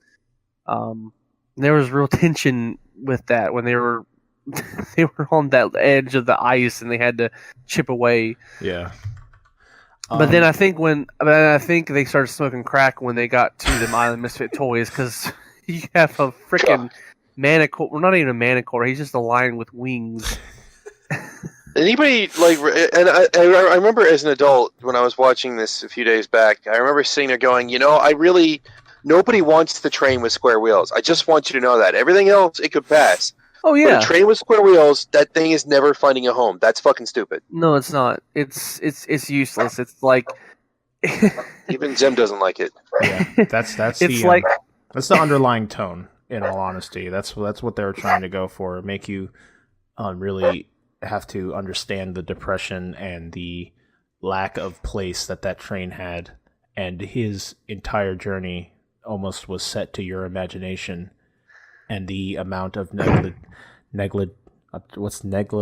I can't think of the word. Negligence that he would have had to deal with. And it was definitely a heart-wrenching story of finding oneself with a train with square wheels.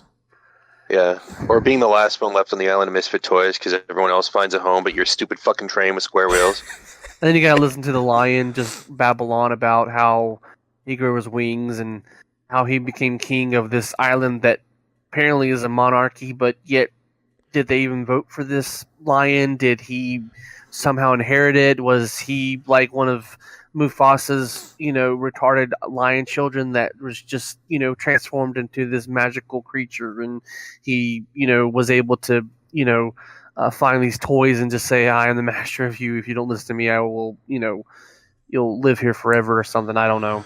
Another thing, moving back, I was just like, yeah. So another thing, I'm trying to get us away from this. Trying to do a little bit of policing here. Anything else to say about Rudolph? I didn't really have much to say about Rudolph. I mean, it has its charm. it's sweet. What I will say is that it is a flawed but very enjoyable classic, and I watch it every year, and I'm probably gonna watch it forever. Till I die. But like with this critical view of it, it made me see all the flaws a little bit more. But I think there is a underlying thing that being different is good. It is it shouldn't be seen as a curse or as a flaw. It should be seen as a way to stand out. So if there is one thing kids can learn from it, that would be something I would probably say, hey, if you're different, you're not bad. Exactly. There's some morals that they had back in these classics. There was a way of saying, okay, you can have fun, but you can also learn something. So, I mean, there is some merit to it.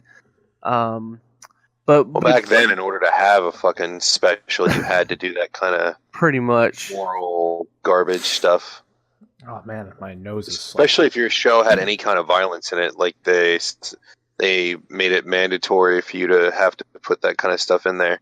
But I thought it didn't. The one thing I noticed is these things that we remember so fondly, they don't exactly capture the Christmas spirit all that well. Like they're good for nostalgia and they make us feel Christmassy because of how we felt when we watched them. But the more I was watching them, I'm like, dude, Donner, that whole and the way Santa was acting, that doesn't really feel Christmassy. This feels like a after school special more than like, hey, don't be this way because you're a fucking asshole when you are kind of like, I don't know if that's what I want in my Christmas movies. Like it did not evoke the same kind of Christmassy feeling that the Santa Claus movie did. And I thought it would. Yeah. Yeah. Because also with the way we're doing this, we're at least I'm trying to. I'm sure you guys are too. We're looking at it with a sort of critical eye, and you don't just get to lay back and just turn your mind off and watch something. You're kind of trying to. I tried to, but I couldn't do that with Santa Claus. So I guess I'm having to be a little bit more critical than I wanted to be. Yeah, which is we're doing our job here, somewhat, whatever that job is, and I hope you all tuning in. We're doing our job. I don't know what the job is, but we're doing it. I hope you all tuning in are somewhat enjoying this as well and keeping up with us on these films. I know it's not always the easiest because sometimes they're hard to find, so we're trying to keep them to like Netflix or Amazon Prime, although Amazon Prime has a much better track record with Christmas movies than Netflix does, which is weird. Netflix just has a bunch of garbage, like third-party stuff. All right, so finally we have the Charlie Brown special, which is basically just a collection of like short episodes that are really just almost like, I don't know. I think every other one or every once in a while you come across some type of moral, like don't be stingy, or giving a gift is better than receiving one, or something along those lines. Lucy's a cunt. Yeah, Lucy is a cunt, and Lionel is a cuck, right, Shawn? Yeah, Linus. My bad. And for the most part, I enjoyed it. I actually found some of the jokes, or at least made me smile or smirk or something like that. I didn't laugh out loud at anything, but for the most part, it was enjoyable. You'd have to be dead for Snoopy to not give you some kind of nice, warm smiliness. Enjoyment. I mean, it is just a joy to see Charlie Brown walking Snoopy, who is standing on his hind legs in a Santa suit, standing outside of a house or wherever he was, and then playing the accordion.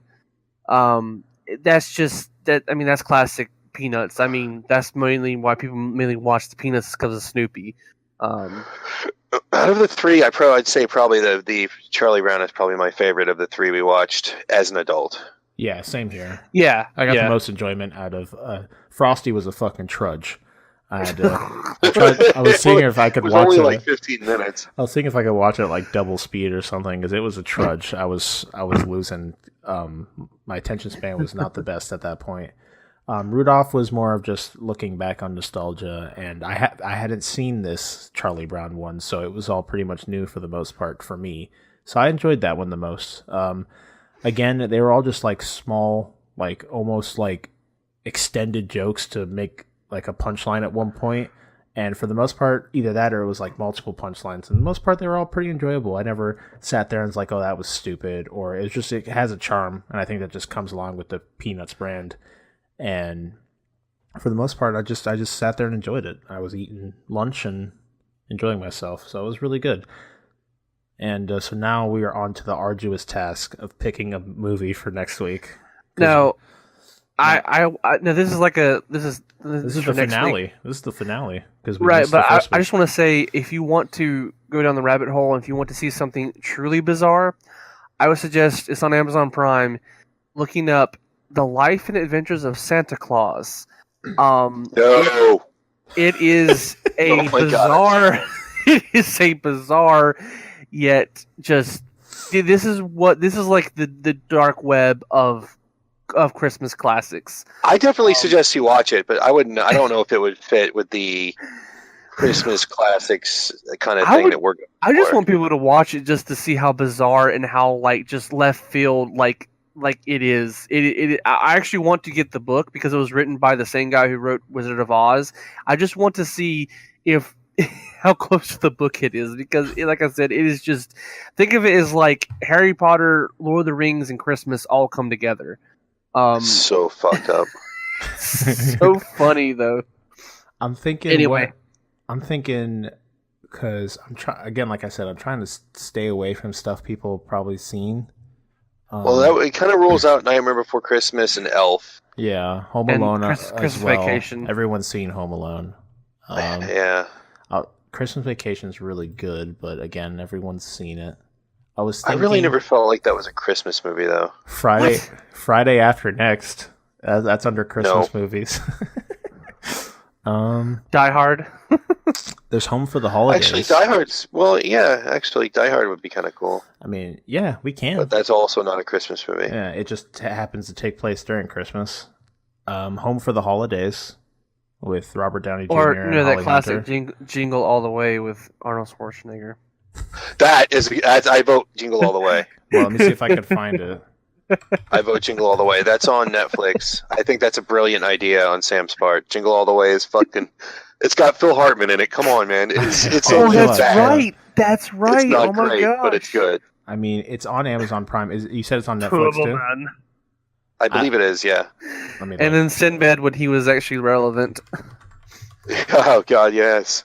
Okay, let me see if it's on. I don't think it there. But we'll look. Worst comes to worst, it'll be something you might have to rent.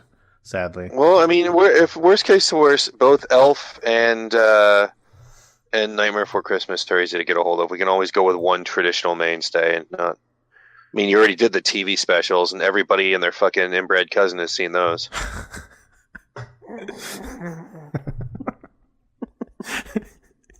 Gosh, fuck. Okay, we're gonna do Jingle All the Way then. I think that's a good idea. It's just offbeat enough that a lot of people aren't going to remember it, and the younger crowd isn't going to have seen it.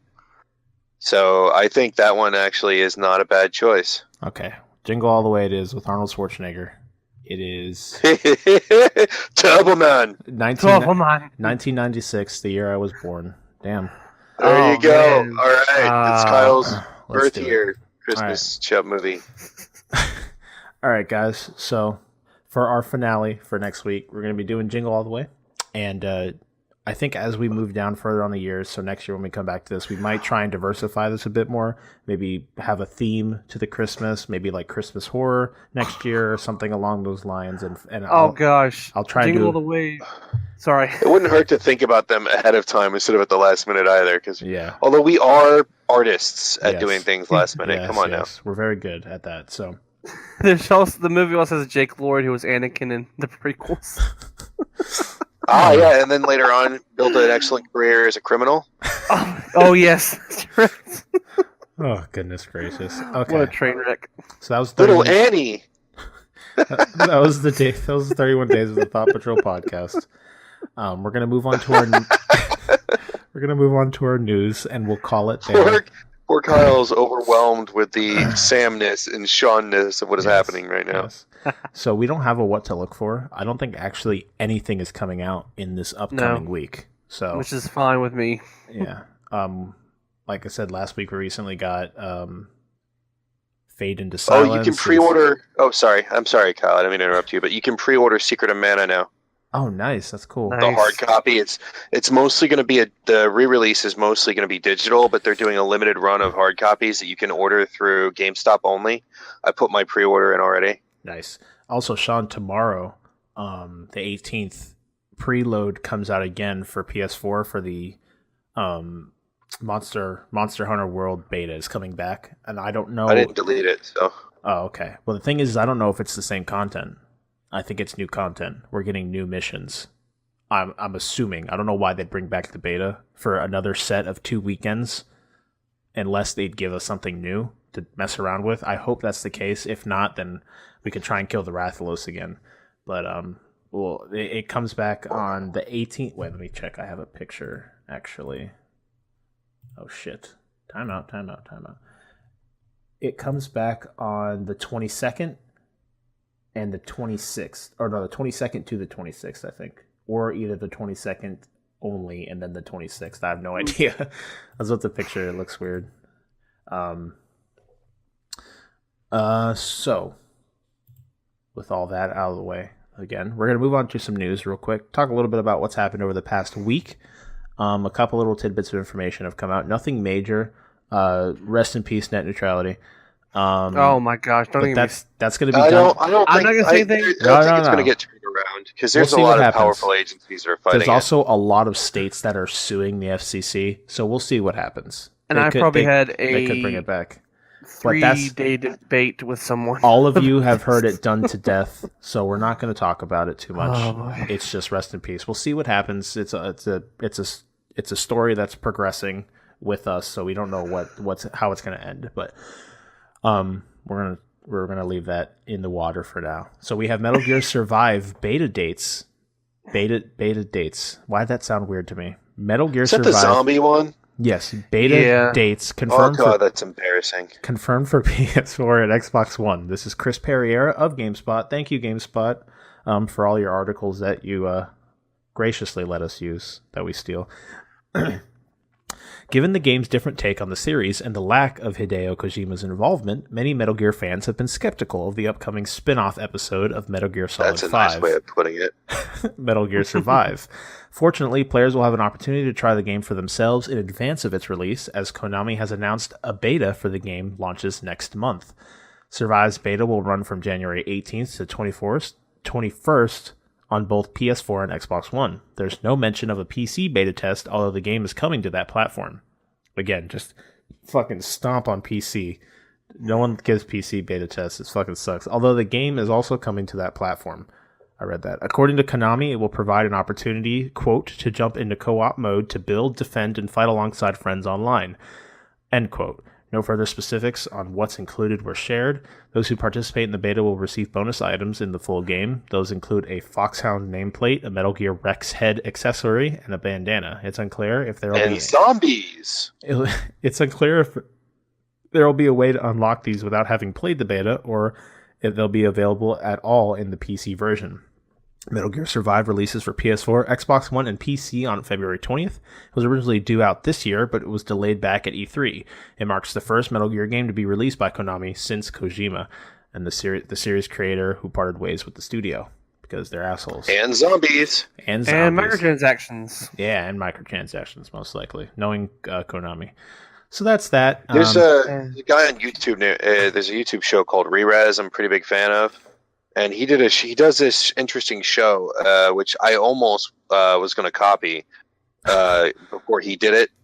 When I saw the episode, he does these shows where he's like, he finds like 5 good, like let's find the best, the good parts of it. So he takes like a really horrible game like Sonic 06. He's like, find the good, and then the challenge is to find 5 good points about it, something that has no good points, and then talk about those points. And then he'll do find the bad, and He'll take a really good game, like say, Mario. Find the bad. Like, was the one we like, Mario Sunshine?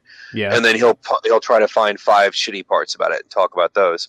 And he did one that was 5 good things about Konami going bankrupt. You need to watch that video. Okay. Like why we want Konami to go bankrupt. It's so fucking true. Like we need to take every property they own and give it to somebody who won't shit on it. Metal Gear with zombies. Really? I think I can't. It's kind of like Tom Clancy's relationship with The Division. It just has the name smeared on it, or like put all over it to kind of boast sales, but for the most part, it's not that type of game. Like The Division is not a Tom Clancy type game. It's not Splinter Cell. It's not Ghost Recon. It's not a tactical shooter. It's Destiny in New York for the most part. It's not terribly military inspired, really. If you really look at how they function. Yeah, the same thing applies to this. This is just, since now Konami's like, we have Metal Gear, we own it. Let's just spew something that's not Metal Gear, slap the name all over it, and maybe we'll make some sales, despite the fact that the way the public looks at us is shitty. I can't see the game selling too well. I don't give a shit about this beta. It's on the I don't even think, did I say the date for the beta? I don't know. Oh yeah, 18th to 21st January if you are interested and you're out there. And the game comes out on February 20th. So there's nobody out there that's interested. There's nobody. And if they are, their friends will mercy kill them. Oh Yes. Okay, moving on to the next update. I feel bad for you, brother. I'm going to kill you because I just, it's better this way.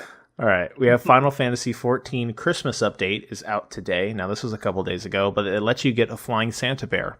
This is Kevin Knezevic of GameSpot.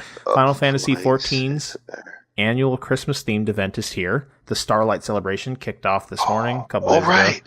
The Square Enix, and Square Enix has detailed some of the holiday-themed items and rewards you can get during the limited-time event, including an adorable new mount. The Starlight Celebration event began on Friday, December 15th at 12 a.m. and runs through the rest of the month. You will need to be at least level 15 to participate, and completing quests will get you some new Christmas-themed decorations for your home. But the best reward is the Starlight Bear, a cuddly new mount dressed like Santa. Players will get the Starlight Bear mount. I'm doing that shit after we get off the podcast. Players will get the Starlight Bear mount as a reward for completing the Starlight Celebrations quest series. In addition to being adorable, the Starlight Bear knows a few unique tricks. Like your typical bear, it can fly through the air. It can also, fittingly enough, throw presents, which explode into a star of clouds and snowflakes. You can get a look at those abilities.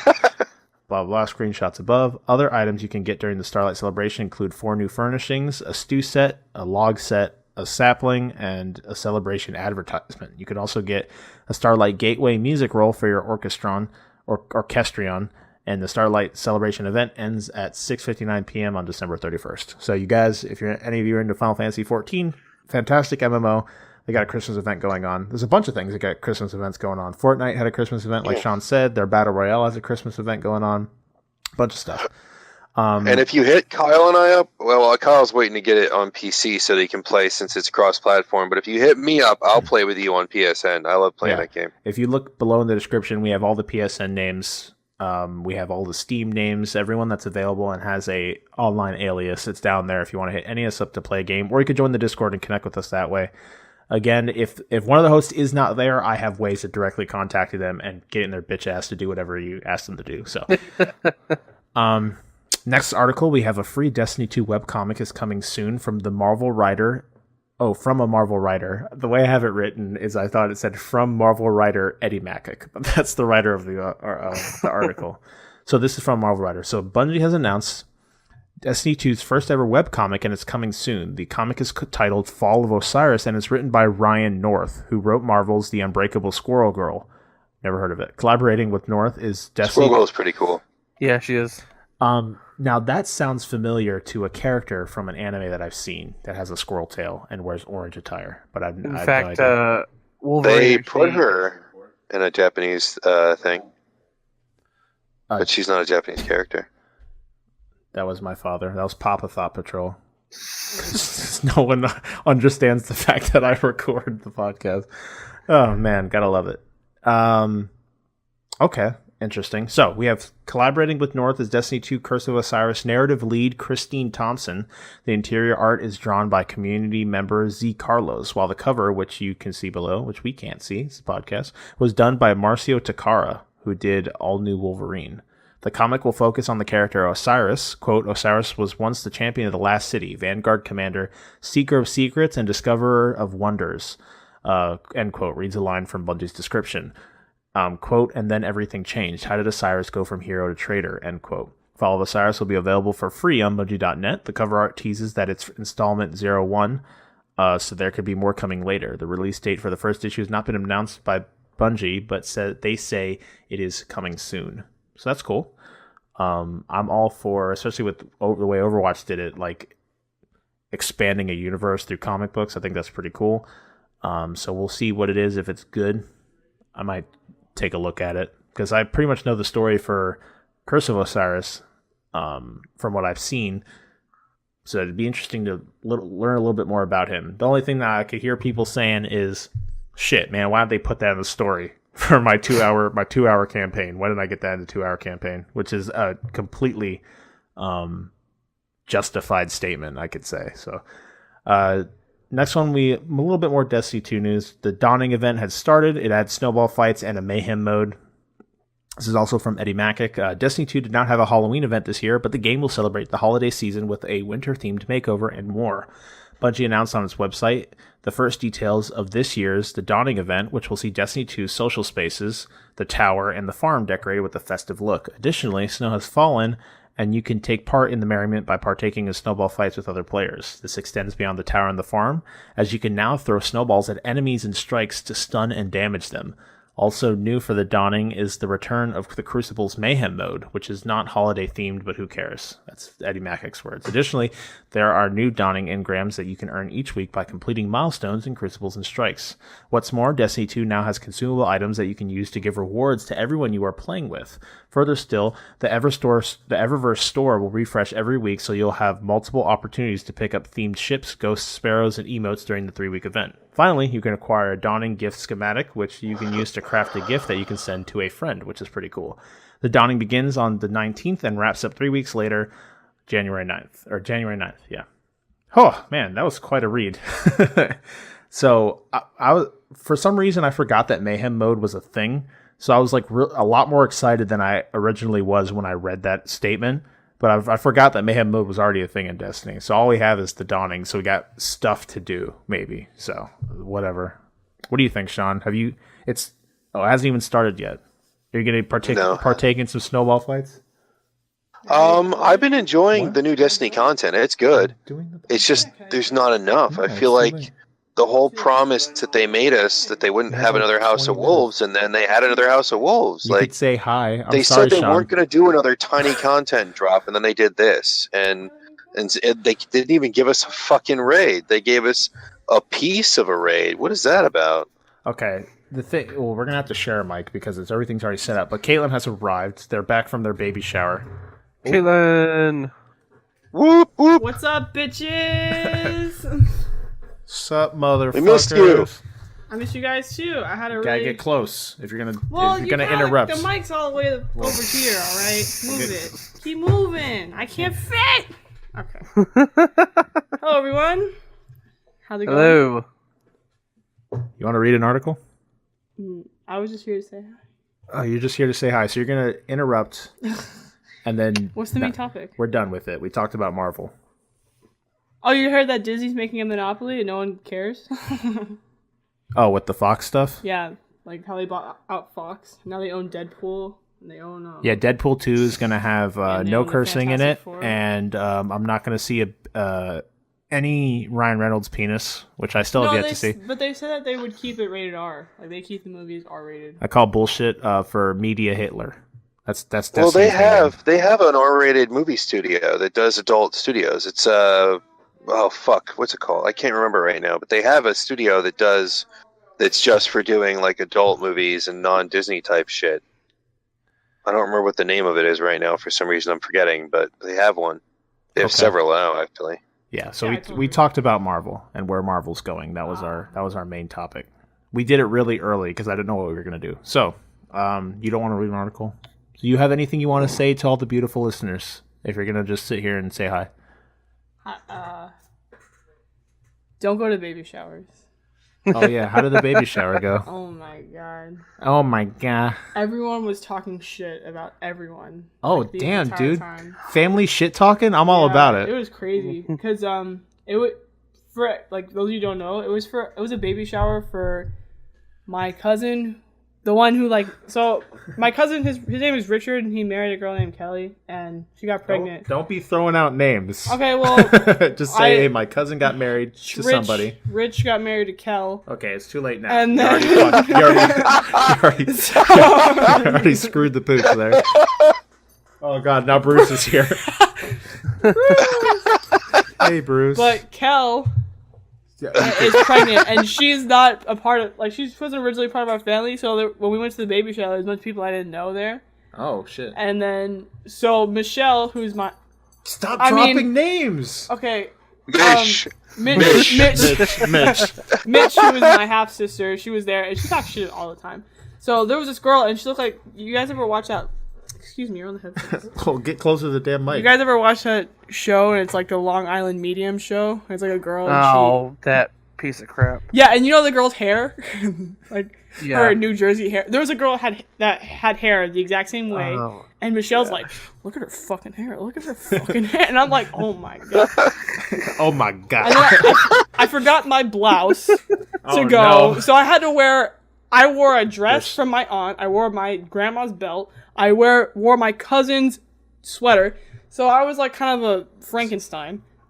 That's what I was wearing. Oh, the fashion show with Caitlyn. Yeah, it was pretty bad. And, there was just a lot of yelling this weekend because my family likes to fight. So, yeah. Oh, I'm glad you Caitlyn, could join you tell us the for best 10 minutes. Yeah. Just all over the place. Reminds me of Tyler when he plays video games. But was not equally all as entertaining. Yeah, as entertaining, and exactly. I was not all over the place. Do you have anything that you want to say? I don't know. Like, yes, no, maybe so? I miss my dog. Oh, you miss Bruce? I miss the fuck out of Bruce. Bruce missed you. My cousins have like You want to walk him for me? Sure. Okay, cool. My cousins have this little shit poodle that's like really tiny and really boring, and they don't. She doesn't like to play. Bruce will rip that thing apart, slam it against the wall, and eat out its insides. Right, Bruce? That's my buddy. Yeah. Why did you have to make that sexual? I know, right? You're the one that made it sexual. My buddy. Eat out its insides. Yeah, only if you make it sexual. Oh, no. Oh shit. Get him down, Kayla. Bruce. Hello. Don't lick the mic. Oh, Don't lick the mic. Bruce. All right. Down. Holding up that 100% professionalism. Shut the fuck up. Are you done? You good? Yeah. You had your Good fun? to see you guys. Yeah. Thanks for stopping by, Caitlyn. Our guest star for the night. Oh, God, he's underneath the table. Next week I'll be. We're gonna have to try and rain check that fairy tale thing that didn't work out. I don't know what happened. Well, I didn't know what to do, and Kyle left, so I was like, What do you mean I left? "You know what? You went to work, and I We didn't can do it without him. Exactly. Bitch don't know how to operate a computer. I don't. Get out from underneath there, dog. Come Dude, here. I got you. Bruce, come here. I'm trying to think of what day I don't work. Bruce, come here. It's only like one day. Bruce, out. Sundays are my best bet, but we do the podcast on Sunday. Bruce, you could do it after the podcast. Don't mind me. Yeah, just call me when you're done with the podcast, and I'll come back. I'm gonna put away some clothes. Is that okay with you, Shawn? Tonight? Yeah. All right. This is enthralling commentary. I Oh. guess so. I'll call her back when we're done. Yeah, and then when you you're can done, discuss just, like, it. let me Because this just is, call you I'm back. sure everyone is so enraptured by this I conversation. gotta go take a shit anyway. All right, so. you go do that. Peace It out, wouldn't you be a guys. podcast if Caitlyn wasn't pooping. Yeah. Yeah, I mean, I poop every night this time. So at 9 o'clock, everyone, that's when I poop. Okay. Just so you know. Get I him out poop of first, and then you poop first. Come on. Bruce is like, Caleb's like, I'm your master. You poop after I poop. Close the door, please. Jesus. Never gets boring with the Thought Patrol I love how we family. got the full name and then the code name, which was Yeah. just half of the full name. Yeah, it's perfect. It's perfect. There was that. Hopefully, If this is your first hopefully your time family listening. doesn't listen to the podcast. If this is your first time listening, that was Caitlyn. She is a host, so she just wasn't here today, but she decided to take a step in to say hi, I guess. So, that was probably incredibly boring for those for everyone. But hey, let's finish the news. Like the news isn't boring, and we'll probably end it there. We'll get out of here, and we'll let you guys have the rest of your day and night to do whatever you want. So.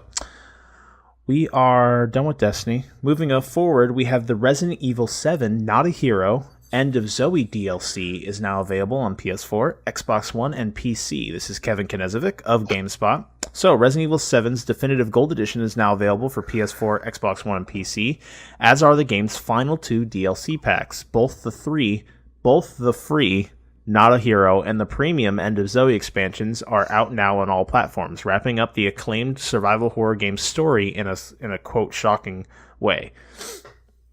The Not a Hero DLC takes place after Resident Evil 7's main campaign and places players in control of a series veteran and fan favorite character Chris Redfield. The story sees Redfield on a mission to find Lucas Baker, which ultimately puts him face to face with quote new threats not met in the main game end quote. Not a Hero is available for free to all players. The DLC was originally slated to release back in spring, but Capcom delayed it because the developer felt it was, quote, not good enough to meet players' expectations at the time. End of Zoe End of Zoe, meanwhile, put players in a role of the, quote, mysterious new woodsman character named Joe, who has a, quote, chance encounter with Zoe that sets both their fates in motion. Now, I don't know why they put it like that. I guess this is before they played it. But End of Zoe, the Joe is just, I guess, slight spoiler, but it doesn't make any sense. If you're going to play it, you'll find out within the first couple minutes. But Joe is, what's his name? Who's the father's name? What's his name? The father. Shit, what's his name? I don't know. The crazy one that cuts through walls and shit? Yeah. What's his name? Oh, fucking, I don't remember. Hillbilly Heaven? Hillbilly Heaven. RE7. He's a fucking redneck. Father. Let's find out. Jack Baker. So Joe is Jack's brother.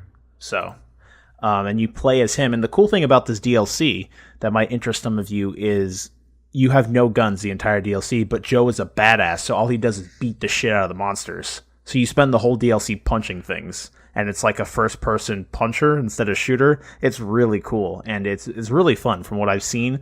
Watch the playthrough of it, and that's the premium DLC, so that one costs money, unless you have the season pass.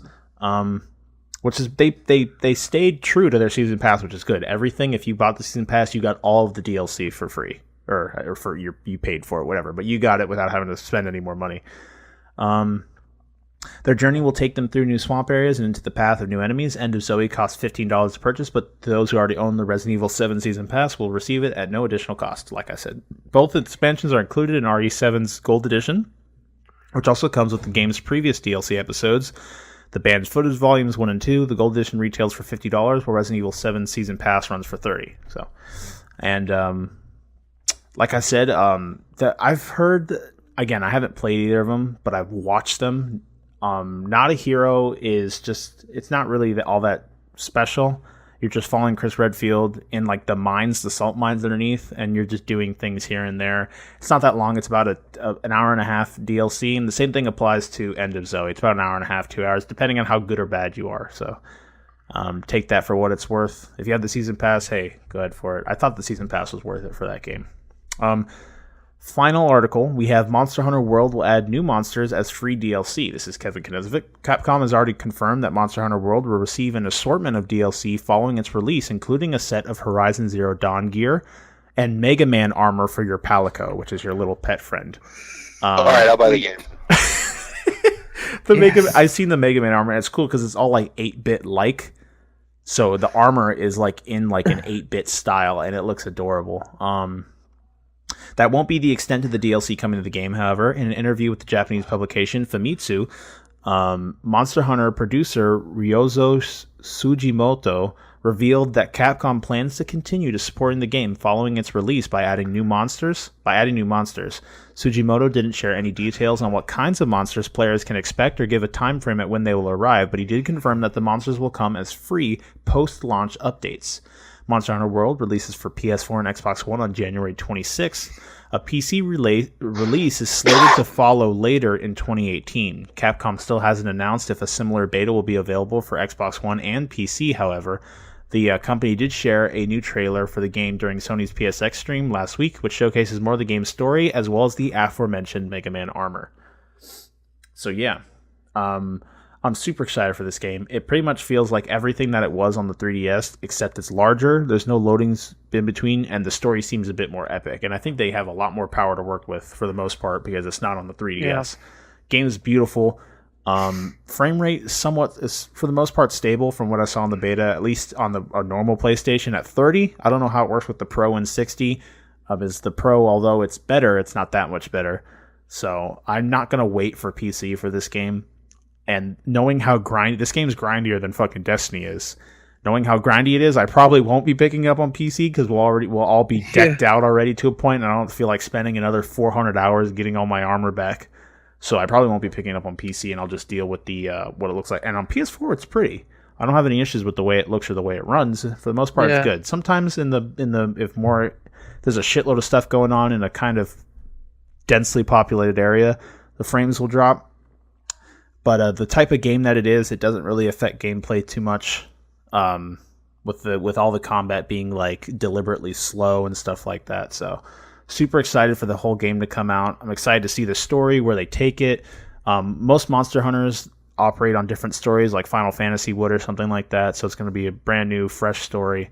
Excited to see the areas that we get to explore and what kind of new monsters we might run into as well, because they're all about their monsters. It's the biggest part of the game. And well, yeah, it's in the name after all. Yeah, I hope. I want them to do away with the lobby system that we saw in the beta. I don't know if we'll see that happen. A simple invite I don't will think suffice. that's permanent, man. I think that's beta only. Because the only reason that horrendous. the only reason that I have issues with it is because they've been doing it forever. The 3DS had it. Now the thing about it is this is their first step into consoles. 3DSs didn't really have a set up infrastructure for online for the most part. You couldn't actually send an invite to your friend. So the whole time they've been working with this invite system because they had no infrastructure for online already set up on the systems they were working on. Nintendo just recently took steps into multiplayer with the Wii U and the Switch, and they still don't even have it properly set up yet. So I don't know how Capcom... The thing is Capcom has had MMOs for Monster Hunter, but they've only released in Japan, and they've been on PC. Yeah. So I'm hoping that they, again, like you guys have stated, that this is just an irrational fear of mine, and that they'll have an invite system when the full game is set up. Because I know that the lobby system won't be a thing. So I don't know, but in order to get people into your game, you might need an invite code still. I don't know how it works. We'll see what happens. That seems like a very archaic way of handling and again, an online system like that. It's just because they didn't have a way of dealing with it before. You couldn't send it to your friend an invite on the 3DS. This is their first big step into console gaming, and because Monster Hunter for the most part has been a smaller title. Not many people, a lot of people that will be picking this game up just because it looks cool or whatever, or because they've heard it from word of mouth, it will be their first step into this universe. And I'm glad that from what I've seen and what I've heard from developers and stuff that I've seen, that it's pretty much the same exact experience. It's just enhanced for the most part. Yeah. And I hope that there's a lot of content in this game. Like I said, in the prior versions of the game, I've put 200 to 300, 400 hours, and some people even max out and get everything, and they're working on 1,000 to 2,000 hours because the game, like I said, it gets a bit grindy.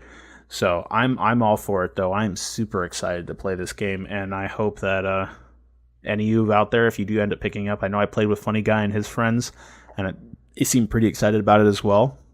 So I hope I'll have a bunch of people play with him. We could do some monster hunting, and just dive into that world. It's coming at a perfect time too. There's nothing else to do right now, for the most part. So that'll definitely. Well, no, we got to do more Final Fantasy, man. You need to get that for the computer. Because I'm tired of playing. It's expensive though. Without my friends. Not only do I have to buy the license for online, I need to actually, after we're done here, I'm gonna look at how much that costs. I need to also re-up the subscription too. So. I was gonna say just play it on the system, but if you don't have your subscription, then when you get it on computer, you need to help me figure out how to adjust the UI because there's so many UI settings, and I don't know what any of them mean. Okay. It's such a pain in the ass. It's the only thing is that it's so customizable, which I think if we knew all the customization features, playing it on the console would be a lot easier. As it is pretty easy in the first place. They did a good job making it work for console systems, but it'd be nice if I could adjust, because you figured out one thing, but there's 200 fucking settings in there on what you can do. Yeah, and we haven't even taken any steps into the macros and stuff like that as well, which are a whole other ballpark. You're basically doing small field coding at that point, and that shit's just ridiculousness.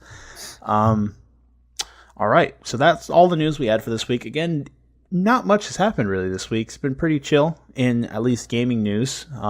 We're kind of all sitting here just waiting for next year to start, get into all these new fantastic titles we got coming on at the start of next year.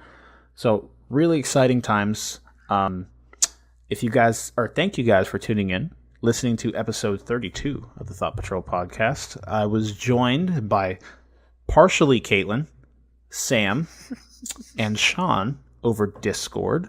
Real quick, they're gonna give me their outro while I Google a stupid fact real quick. That's your cue. Oh god, hugs and kisses and all your pink parts, you fabulous people. Aw. When the going gets tough and it seems like you're just gonna give up, the towel is about to come out of your hands, just remember, you got one little ounce of second wind. Just let it go, and you will triumph. Plus otra. Beautiful. All right. So. Did you just speak Klingon? Maybe. Yeah. I don't know. I kind of slur my words. A little bit of Klingon in there. So yeah, before we go, I shall leave you all with a thought. Did you know that the Apollo 8 astronauts used silly putty to fasten down tools during the weightlessness on their 1978 moon orbiting voyage?